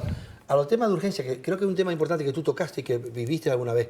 De cada 100 ciudadanos que van a un hospital de tercer nivel en España, tercer nivel en máxima tecnología, tercero, segundo y primero comarcal, solamente ingresan 12.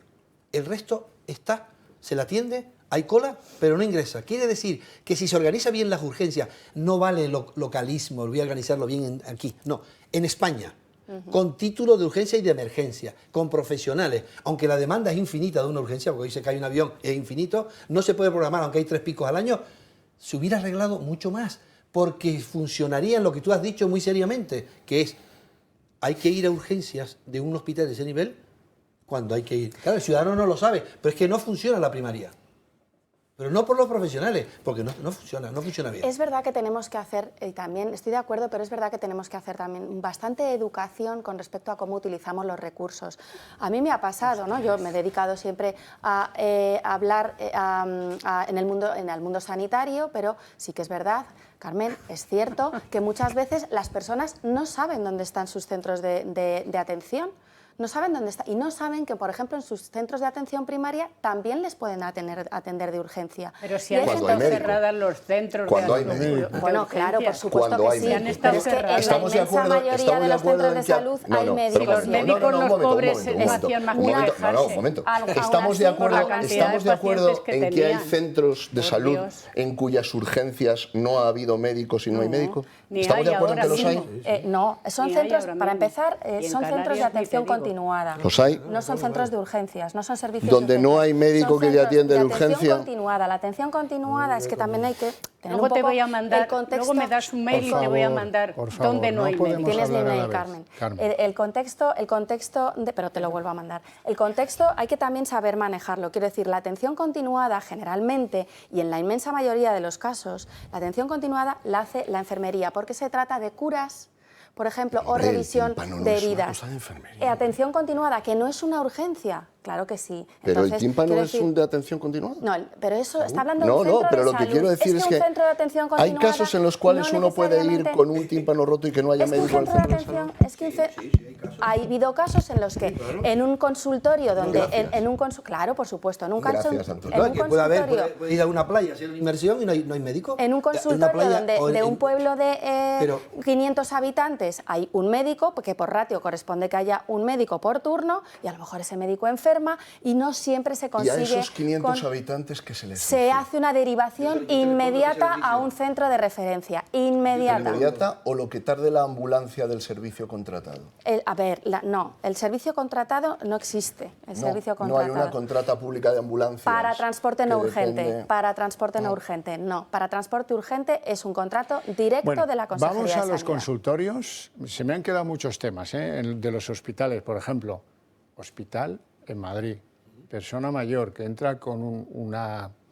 no sabe si se ha caído, se le ha roto la cadera y luego se ha caído por consecuencia de que... Bueno, estos líos, ¿no? Entra allí, sí, tiene la cadera rota, calmantes y espérese hasta que tenga quirófano. 5 días. 5 días.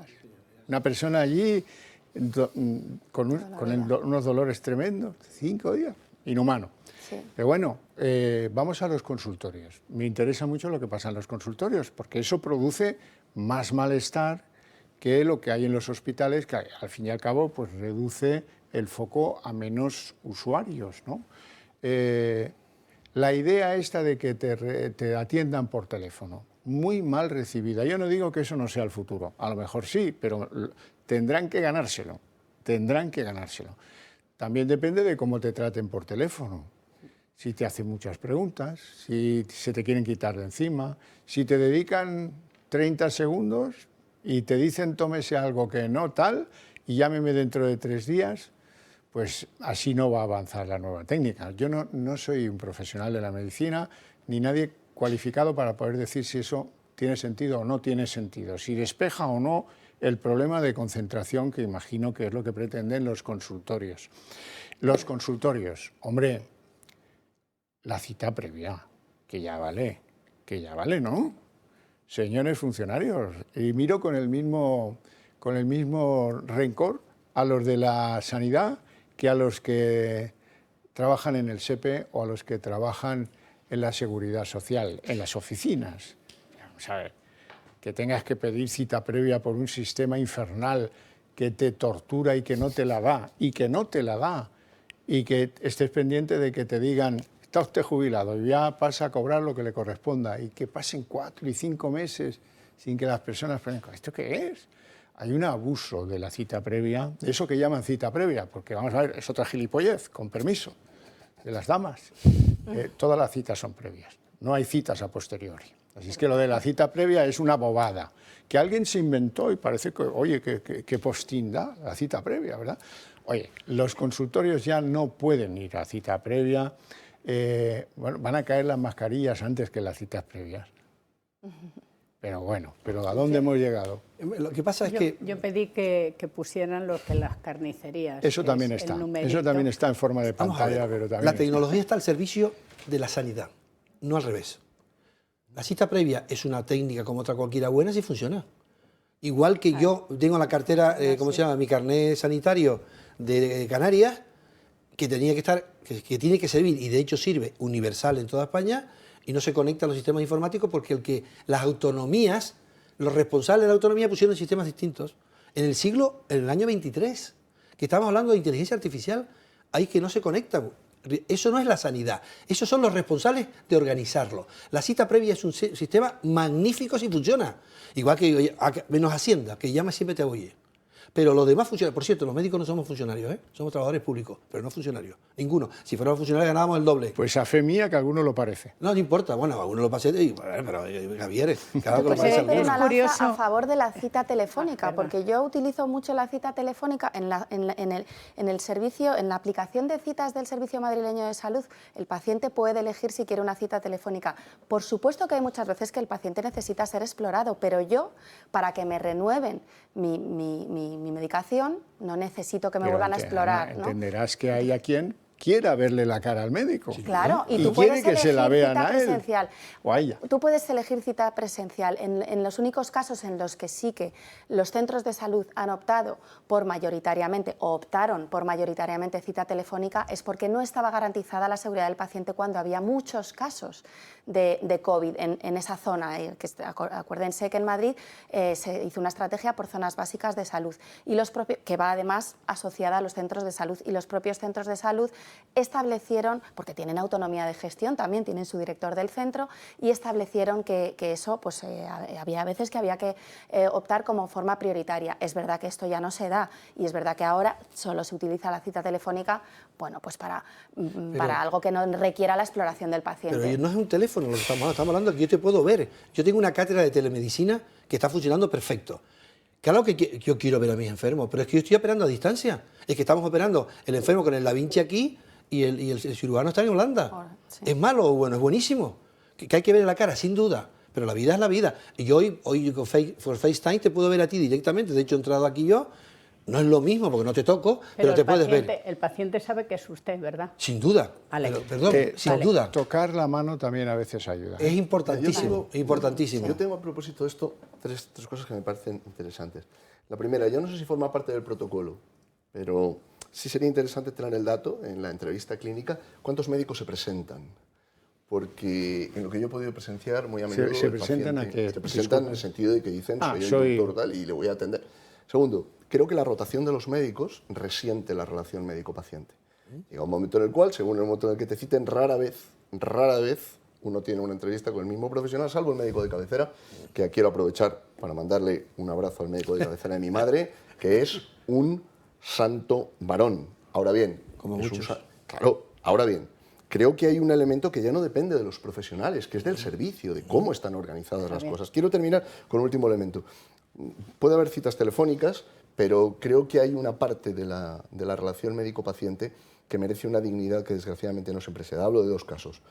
Las entrevistas en los pasillos, donde a veces se dan noticias terribles. Y segundo, las barreras para comunicarse directamente con el médico. Yo tengo aquí un caso de una persona que no logró poder hablar con el médico que había atendido a un familiar la víspera. El planteamiento era sencillo, habían quedado unas dudas para preguntar y trató de encontrar a ese médico. Fue imposible. Los pretextos eran distintos o las razones que se esgrimían eran distintas, pero lo cierto es que este médico no tenía un horario para atender a las personas, sino que era una especie de médico itinerante.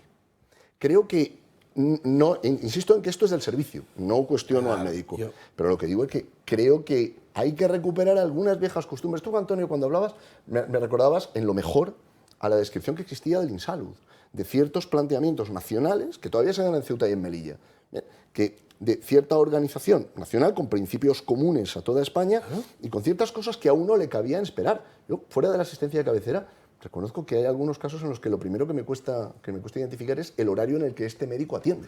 ¿Sabes lo que pasa? Es que se habla de equipo. Vamos, se habla de equipo. tenemos que hacer una Hay que hablar pausa de equipo, no es uno publicidad. solo. Antonio, a la vuelta te prometo que te doy la palabra. Gracias. Hasta dentro de un par de minutos.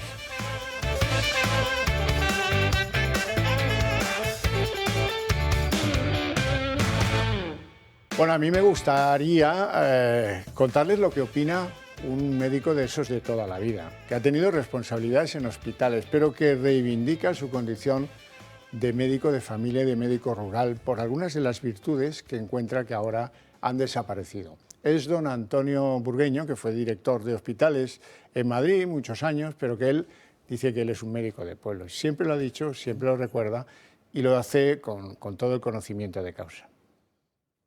Las personas siguen necesitando su relación con un médico. Y si el médico no existe, nos va a sustituir un sanador. El sistema sanitario ha cometido un error de creer que las relaciones estas relaciones de intimidad de persona a persona, que necesitan tanta empatía, se solucionaban con una profesionalización funcionarial. Es una trascendencia, es una necesidad para quien vive la medicina con pasión. Necesitas ser útil a tu enfermo y necesitas oírle bien, necesitas ponerle la mano. Hoy hay médicos que auscultan por encima de los jerseys. Sí. Y dice uno, bueno, ¿y qué auscultará? Sí, pero doctor Burgueño, no encuentras a nadie en los hospitales o en los consultorios que no lleve el fonendo por si acaso, porque eso es un signo de distinción en el mundo sanitario. Llevar el fonendo colgado abre muchísimas puertas. Bueno, a lo que vamos. Dice el juramento hipocrático, eso que hacían antes los médicos cuando terminaban sus estudios, antes de ejercer, lo eliminó Zapatero. Dice, me parece que es el artículo 1 o el 2, no me acuerdo, yo no lo hice. Primum non nocere, es decir, lo fundamental es no hacerle más daño a ese que te viene como enfermo, ¿no? Bueno, los políticos tenían que llevar una pulsera que dijera, oiga, en términos de sanidad, mejor que hablen los números, hable lo justo o no hable nada. Primum non nocere, ya está la cosa bastante fastidiada. No contribuye usted al disparate. ¿A qué tipos de disparate me refiero? Sobre todo a entrar en eso del yo más que tú menos que yo. Eso no sirve para nada. Para nada. Luego hacer una comparación fácil. La medicina de élite no significa que el usuario de la medicina vulgar, corriente, más enfermedades menos llamativas o fuera del mundo de los trasplantes, no tengan un valor mayor. Hombre, ¿a mí qué más me da que los ingleses prefieran operarse de cadera en la Costa del Sol? o que las marroquíes vayan a parir al hospital de Ceuta. Melilla. ¿Qué quieres que te diga? A mí esto será porque son buenos, sí, o porque vienen de un mundo peor, o porque el clima va a ser mejor para su rehabilitación. No significa eso, en nada significa eso que la sanidad tenga más calidad que en otros lugares. Lo primero, esa habilidad que tiene el político para apropiarse de lo que no es suyo. El mérito será de los trabajadores sanitarios, ¿no? No del que manda en una comunidad autónoma, que parece a veces que, joder, o en un país. Fíjense lo que decía María Jesús Montero, me escribe gente de Sevilla y me dice, oye, di en tus programas que en Sevilla no hablamos como esta señora. Bueno, van a escucharla como aquí no teníamos ni hospitales antes de que llegaran los socialistas a la Moncloa. Vean. Idiota. Yo es que, si ustedes tienen el desparpajo de decir que la sanidad pública gratuita, la educación para todo, la dependencia, sistema público de pensiones es una conquista franquista, pues dígame usted, evidentemente, cuál es la credibilidad que tiene su formación política, porque le quiero recordar que la sanidad y la educación pública fueron impulsadas con gobiernos de Felipe González.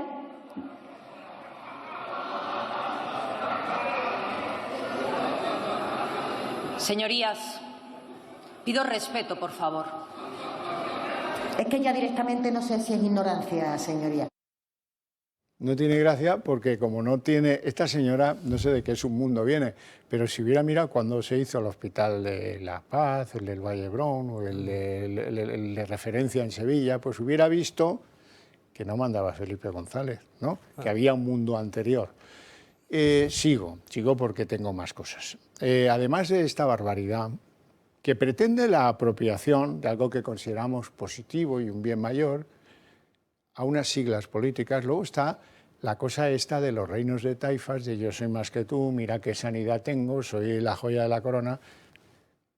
Terreno en el que recaen casi todos, menos aquellos que las estadísticas dicen que tienen el peor ranking en lista de espera para operar, caso últimamente de Cataluña, que lo ha tenido, ahora ha mejorado un poquito, pero incurren todos. Vamos a poner un ejemplo, el de Isabel Díaz Ayuso. Una de las mejores sanidades del mundo estará a su entera disposición. La madrileña es, en definitiva, la mejor sanidad de España, una de las mejores del mundo, es la joya de la corona. Es algo que todavía no sucede en ninguna comunidad autónoma. ¿No les da vergüenza? ¿No les da vergüenza que somos la sanidad que más pacientes se atiende de toda España? Que es la sanidad que siempre está cuando más se le necesita, señoría. A la vista de algunos políticos que son médicos profesionales, uno entiende por qué hay pacientes que no esperan el turno y se marchan a casa con la enfermedad en el bolsillo, porque hay en fin, que han heredado algunos médicos. María Jesús Montero es médico. Sí, bueno, no ha ejercido. Claro, no, bueno, si ha ejercido o no, le dieron el título, es médico, sí, puede ejercer. Y dice cosas tremendas. Yo no sé si a esta señora habrá que ponerle el nodo. Vamos a ponerle el nodo para que entienda a ver que hubo una sanidad pública anterior a Felipe González y a Adolfo Suárez. Claro que sí. Esta es la residencia de La Paz que completa el plan de instalaciones sanitarias del seguro de enfermedad. El edificio consta de 14 plantas y una superficie de unos 30.000 metros cuadrados. Su Excelencia el Jefe del Estado inaugura oficialmente este complejo sanitario que lleva anejo un hospital infantil y una residencia maternal. Después de la bendición por el Arzobispo de Madrid Alcalá, el Jefe del Estado recorre las instalaciones destinadas a nidos de recién nacidos y sala de maternología. Pero si había hasta unidades de neonatos, era moderna la sanidad pública. La Paz, Vallebrón, todas estas grandes hospitales tienen un pasado. Que algunos lo quieran ignorar, pues es malicia política. Malicia política. Y luego, vamos a ver en lo de la aportación y la competencia. Voy a hablar del varón socialista que compite a las elecciones en Castilla-La Mancha, Emiliano García Paje, que parece que es de los más valientes en ponerle peros al sanchismo. Ese señor, usted, doctor Alarco, lo recordará, tuvo un hospital magnífico en Toledo, recién hecho, sin abrir, porque él quería el boato de la ceremonia de apertura. Así es. Y en plena pandemia, el hospital nuevo, dotado, de Toledo, pues ahí se quedó arrinconado en el momento en el que era necesario para los ciudadanos de Toledo. Bueno, este hombre, es que lo de Emiliano, no bajes más la mano, Emiliano, que lo vas a estropear. Resulta que más recientemente ha hecho un hospital en Guadalajara que tiene un pequeño problemilla, que al partido en el que los trenes no le caben en los túneles, resulta que han hecho un hospital en Guadalajara donde las camillas no caben en los ascensores. Y ahora están en la duda técnica. Ampliamos los túneles, reducimos los trenes, pues aquí lo mismo. Reducimos las camillas, ampliamos los ascensores, ¿qué nos cuesta lo uno y qué nos cuesta lo otro? Vamos a ver, esto es no tomarse en serio el problema de la sanidad, tomárselo como un huerto de política, un labrador de votos, y lo de menos es, lo único que cuenta es presumir. Tengo la mejor sanidad del mundo, y luego dice, tengo la mejor sanidad de España. Ya lo hemos entendido. Si dice usted que es del mundo, pues entenderá que también es de España. En fin, demasiada... Yo creo que todos no somos iguales. Todos tenemos los mismos derechos y las mismas obligaciones, pero no somos iguales. Eso de clase política, Javier, yo soy un cirujano que hago política, me siento orgulloso de hacer política, sigo siendo cirujano y no me identifico con ninguna clase política que haga esto. Ahora bien, tampoco lo que has puesto, que es muy bueno, hay algunos que no tienen factores inhibitorios, no tienen vergüenza, como Montero, no tiene ni un factor inhibitorio, no es un problema de dónde nació, sino es un problema de que no tiene factores inhibitorios. Pero Díaz Ayuso, que lo acabas de poner, yo lo había visto ya, dice que tiene en Madrid, que no lo ha hecho ella es una chica joven, Madrid tiene las mejores sanidades de Europa y una de las mejores del mundo, porque lo midió Europa hace muy poco, en plenas huelgas sanitarias aquí, y salió el número 1, la capital. Bueno, yo es que manejo esto, yo me dedico a esto, Carmen. No, me dedico por favor, a esto. Lee lo que dijo Europa. No, yo lo he dicho perfecto. No, perdón, no, Carmen, no me interrumpa en eso, porque eso sí que te lo voy a contestar con toda la dureza. Europa, que midió hace muy poco la sanidad de todas las capitales europeas, fue Europa, de la cual nosotros pertenecemos. Somos miembros de Europa. Y fue la primera. Era Estocolmo y era la primera. Y eso es muy bueno. Esté Ayuso, esté quien esté. Eso es muy bueno gracias a todos los españoles. Gracias a los profesionales de todas las... Y eso es... Y tenemos 7 hospitales referencias mundiales. Que me alegro mucho. Entre los de referencia europea. ¿Sí? Pero los criterios de ser un hospital de excelencia... De excelencia. No significa que tengan un trato humanitario hacia sus clientes. Es difícil que no, es difícil que no, pero a mí se mide. No significa, no significa. Vamos a ver, no es consecuencia. No es consecuencia, no es verdad que no es consecuencia, pero también se mide. La consecuencia es que aquí hemos curado, mire usted, pues 300 tumores de no sé cuánto. No, que somos pioneros en la técnica, la hacemos bien, los resultados son buenos. No, es algo más que eso. Pero es que se había dicho que la sanidad en Madrid se había privatizado. Había huelgas, que por cierto estoy totalmente del derecho a la huelga, respeto por cualquier motivo, siempre que se haga bien. Yo ni cómo voy a poner en tela de juicio que se haga. Otra cosa es el motivo y la consecuencia.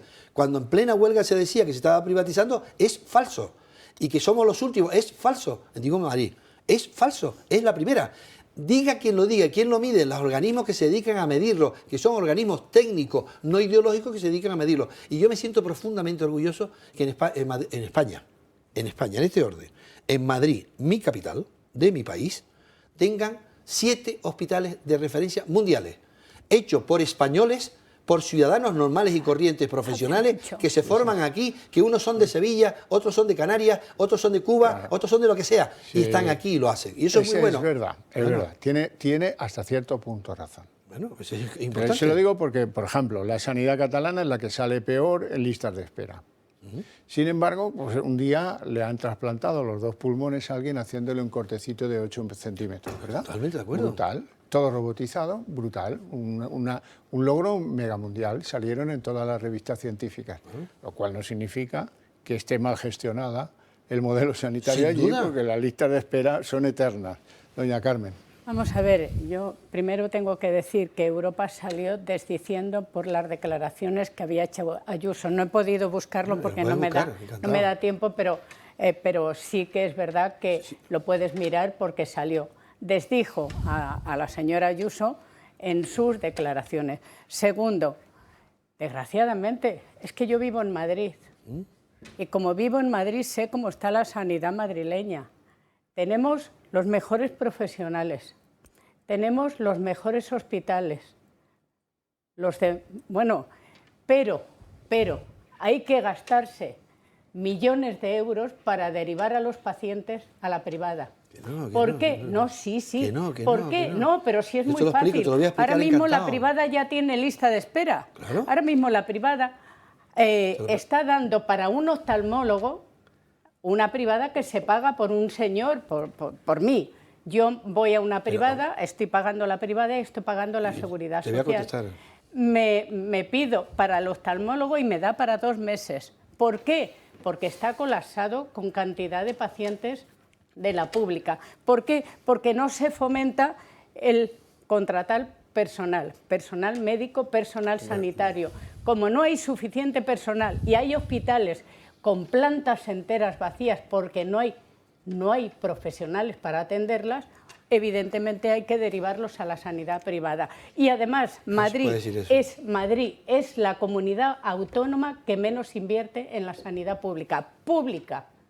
No privada. Madrid es la primera comunidad autónoma en inversión realidad. Que se ha triplicado en los últimos... No, primero, no, ahora yo no te he interrumpido, ahora me pongo mucho más serio, aunque te tengo mucho respeto. Hombre, Madrid. Yo no quiero que me dejes de respetar. No, Dios me libre, no lo he hecho nunca. Bueno, a lo que vamos. Estoy hablando de humanización. Vamos. No, pero es que no es así. Primero, quien nos mide, que son organismos internacionales, es la primera, Madrid. Y yo me siento orgulloso que sea Madrid. Gobierne quien gobierne. Es la primera. Segundo, la sanidad en España, que es el país signatario del Tratado de Lisboa, es de financiación pública, provisión libre. Provisión libre, se puede concertar lo que se estime oportuno, dejándolo muy claro a lo que significa el paciente. Estaría bueno que no. Y están colapsadas todos porque hay una lista de espera enorme y Madrid es la que menos lista de espera tiene de España. Es que hay que decirlo, la que menos tiene de toda España. Fuentes del Ministerio, no fuentes mías. Son fuentes... No es verdad. Hombre, es la segunda. Perdona, fíjate tú que identificación. No, bueno, era la última. Mira, yo tengo aquí el informe de la Comisión Europea. Yo me lo conozco. Se llama Informe del Índice de Competitividad Regional de 2022. Y la Comisión Europea dijo expresamente, este índice no mide ni compara los sistemas sanitarios de las regiones europeas, sino aspectos relacionados con la salud de sus habitantes, como la tasa de accidentes de tráfico o la ratio de ataques al corazón. Un segundo. Un segundo. Porque un poquito más adelante dice, cito, el ICR, Informe de Competitividad Regional, no está diseñado para evaluar la calidad de los servicios sanitarios y no puede utilizarse con ese fin. Yo, de todas maneras, creo que habría que hacer dos digamos, por una parte un llamamiento a la modestia y quizá incluso a la humildad. Después de la pandemia, yo creo que no hay nadie que pueda sacar pecho. En ningún sitio. Creo que después de lo que hemos visto de los protocolos. No entro ahora en quién era el responsable de los protocolos, aunque podríamos. Después de lo que se ha hecho con la no comisión de investigación. Después de lo que ha sucedido, creo que nadie debería sacar pecho por lo que ha pasado en España, ¿no? Por la situación, digamos. Luego creo que hay otro elemento. Antes, con mucho acierto, decías una cosa que es verdad, ¿no? Hay que tener en cuenta cuando la sanidad, ¿para quién es, no? Cuando es para todos. Nosotros tenemos situaciones que quizá pudieran sorprender. Por ejemplo, el acceso a los hospitales en transporte público a muchos madrileños les sigue suponiendo una hora y cuarto de autobús. Seguro.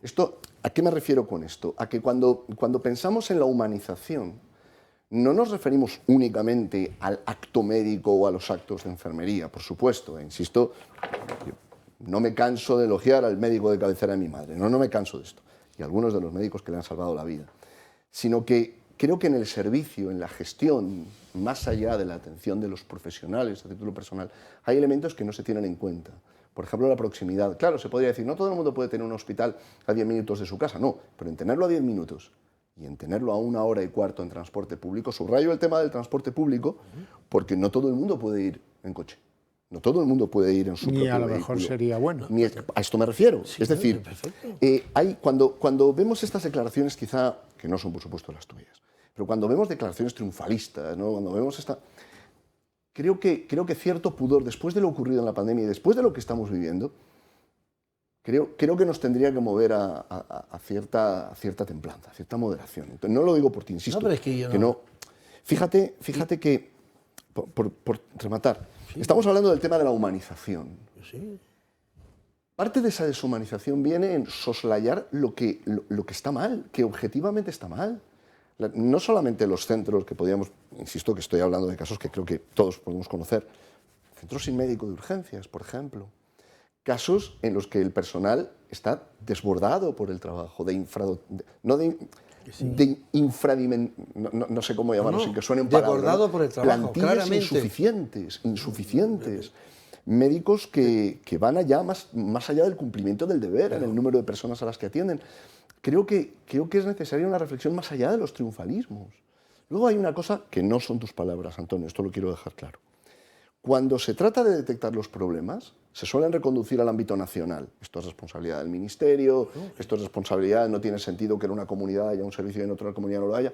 Pero cuando se trata de explotar los logros, no hay político autonómico que no se los arrogue. Hay gente que he oído que no. Además, yo sé que no estás hablando de mí, pero no es cuestión de sacar pecho, es cuestión de estar orgulloso de que hay una sanidad pública buena y luchar contra la mentira y la falta de datos. El índice, miles de ancianos. Antonio. ¿Quién humilde? Murieron miles de personas mayores en las residencias. ¿Qué estoy diciendo yo? ¿Cómo se va a sacar pecho? ¿Pero quién se saca? ¿De quién hablas? ¿De quién estás hablando? Yo no sé de quién estás hablando. Se enorgullecen. Yo me enorgullezco de la sanidad que tiene España. Me siento profunda, aunque esté devastada. ¿Por qué no voy a no es sacar pecho, es contar la verdad? Es contarla. ¿Cómo no voy a decir, y me enorgullezco, que España sea el primero del mundo en donación y trasplante 31 años seguidos? ¿Cómo no voy a sentirme que la donación... Eso es casi de los españoles, más que del sistema, quiero decir. Pero yo no hablo de sistema, estoy hablando de sentirme orgulloso como español y como cirujano más, pero no para achantar a nadie, porque es clave sentirse orgulloso de lo que uno hace bien.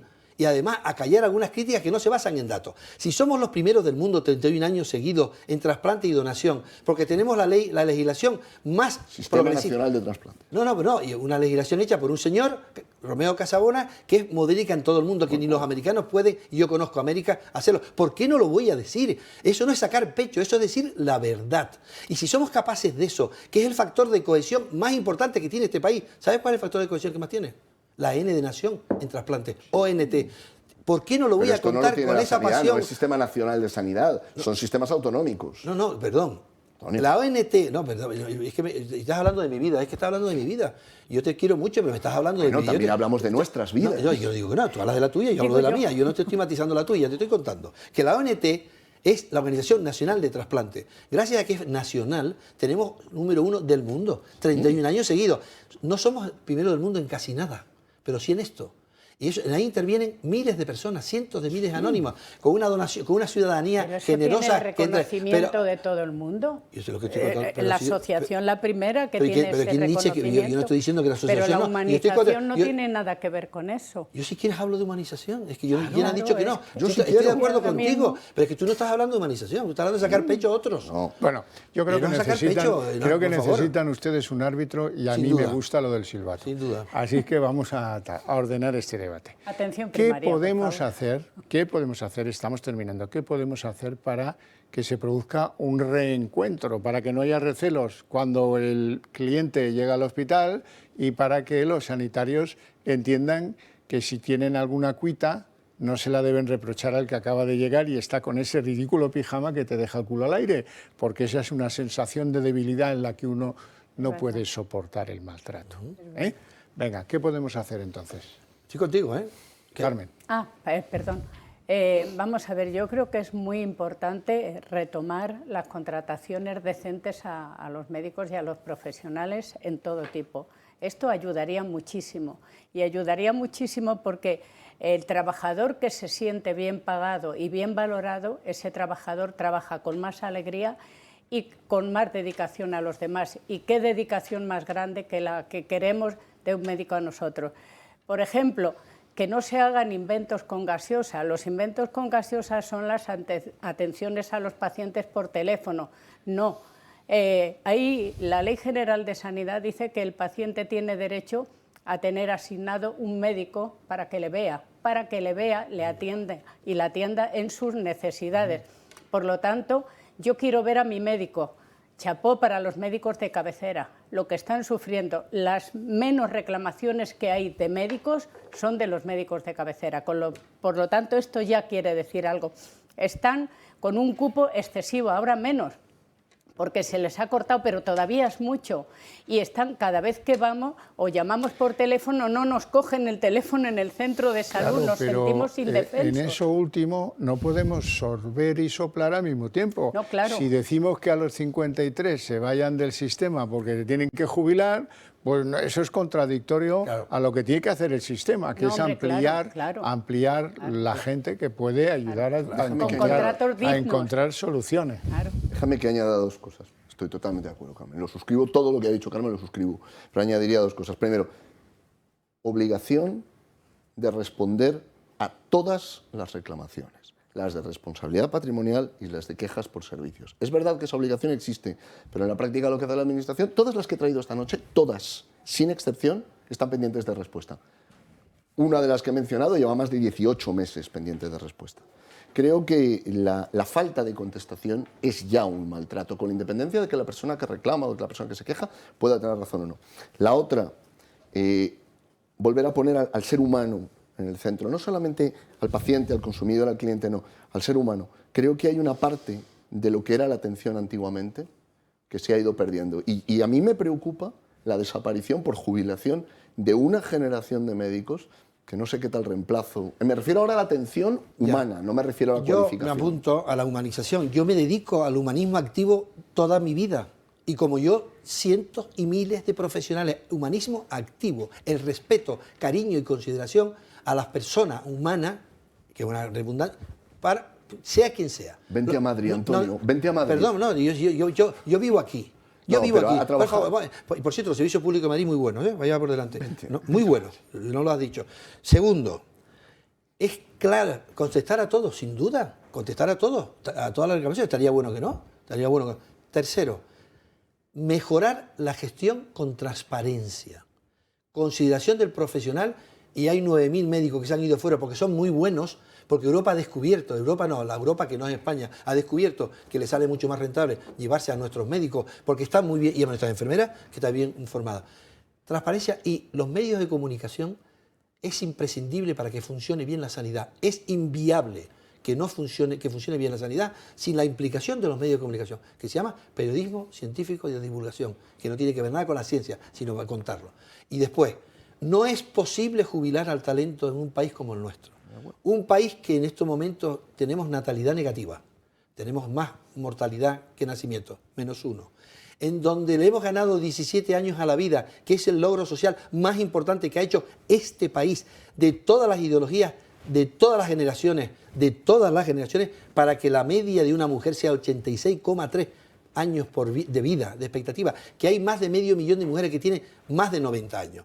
Eso es un logro social que se tiene que transmitir, que esos 17 años de la vida hace que el derecho a jubilarse sin duda es intocable, pero la obligación a jubilarse es de locos, es jubilar al talento de forma innecesaria y no hay hueco que lo llene. Y eso va a tardar muchos años si no se corrige, porque si le has ganado 17 años a la vida significa que está bien. Y ahora ya no se habla de edad, se habla de fragilidad. La edad es un ítem entre 4. Yo lo he dicho aquí, en esta emisora, en esta televisión, que me brinda la posibilidad de estar aquí. No sabes la alegría que me das ahora, Antonio. Lo he dicho varias veces, pero a lo mejor me repito. No se habla de edad, se habla de fragilidad. Tú puedes tener 86 años, de hecho lo que operamos nosotros, es un índice que nace de cirugía, por cierto. Puedes tener 86 años y tener menos fragilidad que uno de 40. A ti se te opera el de 40, hay que ver qué pasa. ¿Por qué? Si eso ha cambiado, si esos son logros sociales, ¿por qué no ha habido... ¿De dónde sale que se jubila a los 65, a los 64 o a los 60? Eso no es un dato científico, eso es un dato laboral y un derecho. Oye, yo estoy de acuerdo con el derecho a la jubilación. Estaría bueno que no, pero la obligación... ¿Pero qué es esto? Si el 32% de los españoles tiene más de 60 años, ¿de qué estamos hablando? Estamos descapitalizando de forma irreversible la universidad, la sanidad, la economía, la abogacía. ¿Pero esto de qué va? Ya está. Si me permites un segundo, fíjate qué contradicción. ¿La mía? No. Resulta que un señor que se sube en un andamio no le obligan a jubilarse antes. No le obligan. El que hace un trabajo en el campo, no le obligan. Y sin embargo, a un médico que trabaja con su cerebro y con sus manos, pues ¿qué es lo que pasa? Le hacen jubilarse antes. Es una contradicción, porque el tema de las jubilaciones tenía que depender del trabajo que se hace. Y dependiendo del trabajo que se hace, se pueden jubilar antes o después. Pero un médico que cuando más experiencia tiene, más sabiduría tiene para curarnos, resulta que se tiene que jubilar antes. Es un absurdo. Y hay que meter a niños un y a niños. un médico, un abogado, un periodista, un catedrático de arquitectura, un pintor. ¿Pero de qué va esto? ¿De qué va esto? Es una contradicción. Yo os invito a que nos vayamos juntos a urgencias, a cualquier hospital próximo y sigamos ahí el debate, no nos van a molestar demasiado y ahí tenemos garantías de que podemos estar horas, ¿verdad? Pues sí, discutiéndolo en un sitio fresquito. Bueno, dejamos hasta aquí el programa, agradecido por su presencia aquí, por su interés. Seguro que de vez en cuando algún programa que no sea directamente político también se agradece, y la deshumanización de la sanidad nos parece que es un asunto, como decía antes, alargó al principio, uno de los más grandes asuntos en los que nos podemos poner empeño. Les deseo buen fin de semana en lo que queda de él, para algunos mucho, porque en Madrid, por ejemplo, hasta el miércoles no se va a trabajar, así que disfrútenlo y les espero el próximo sábado.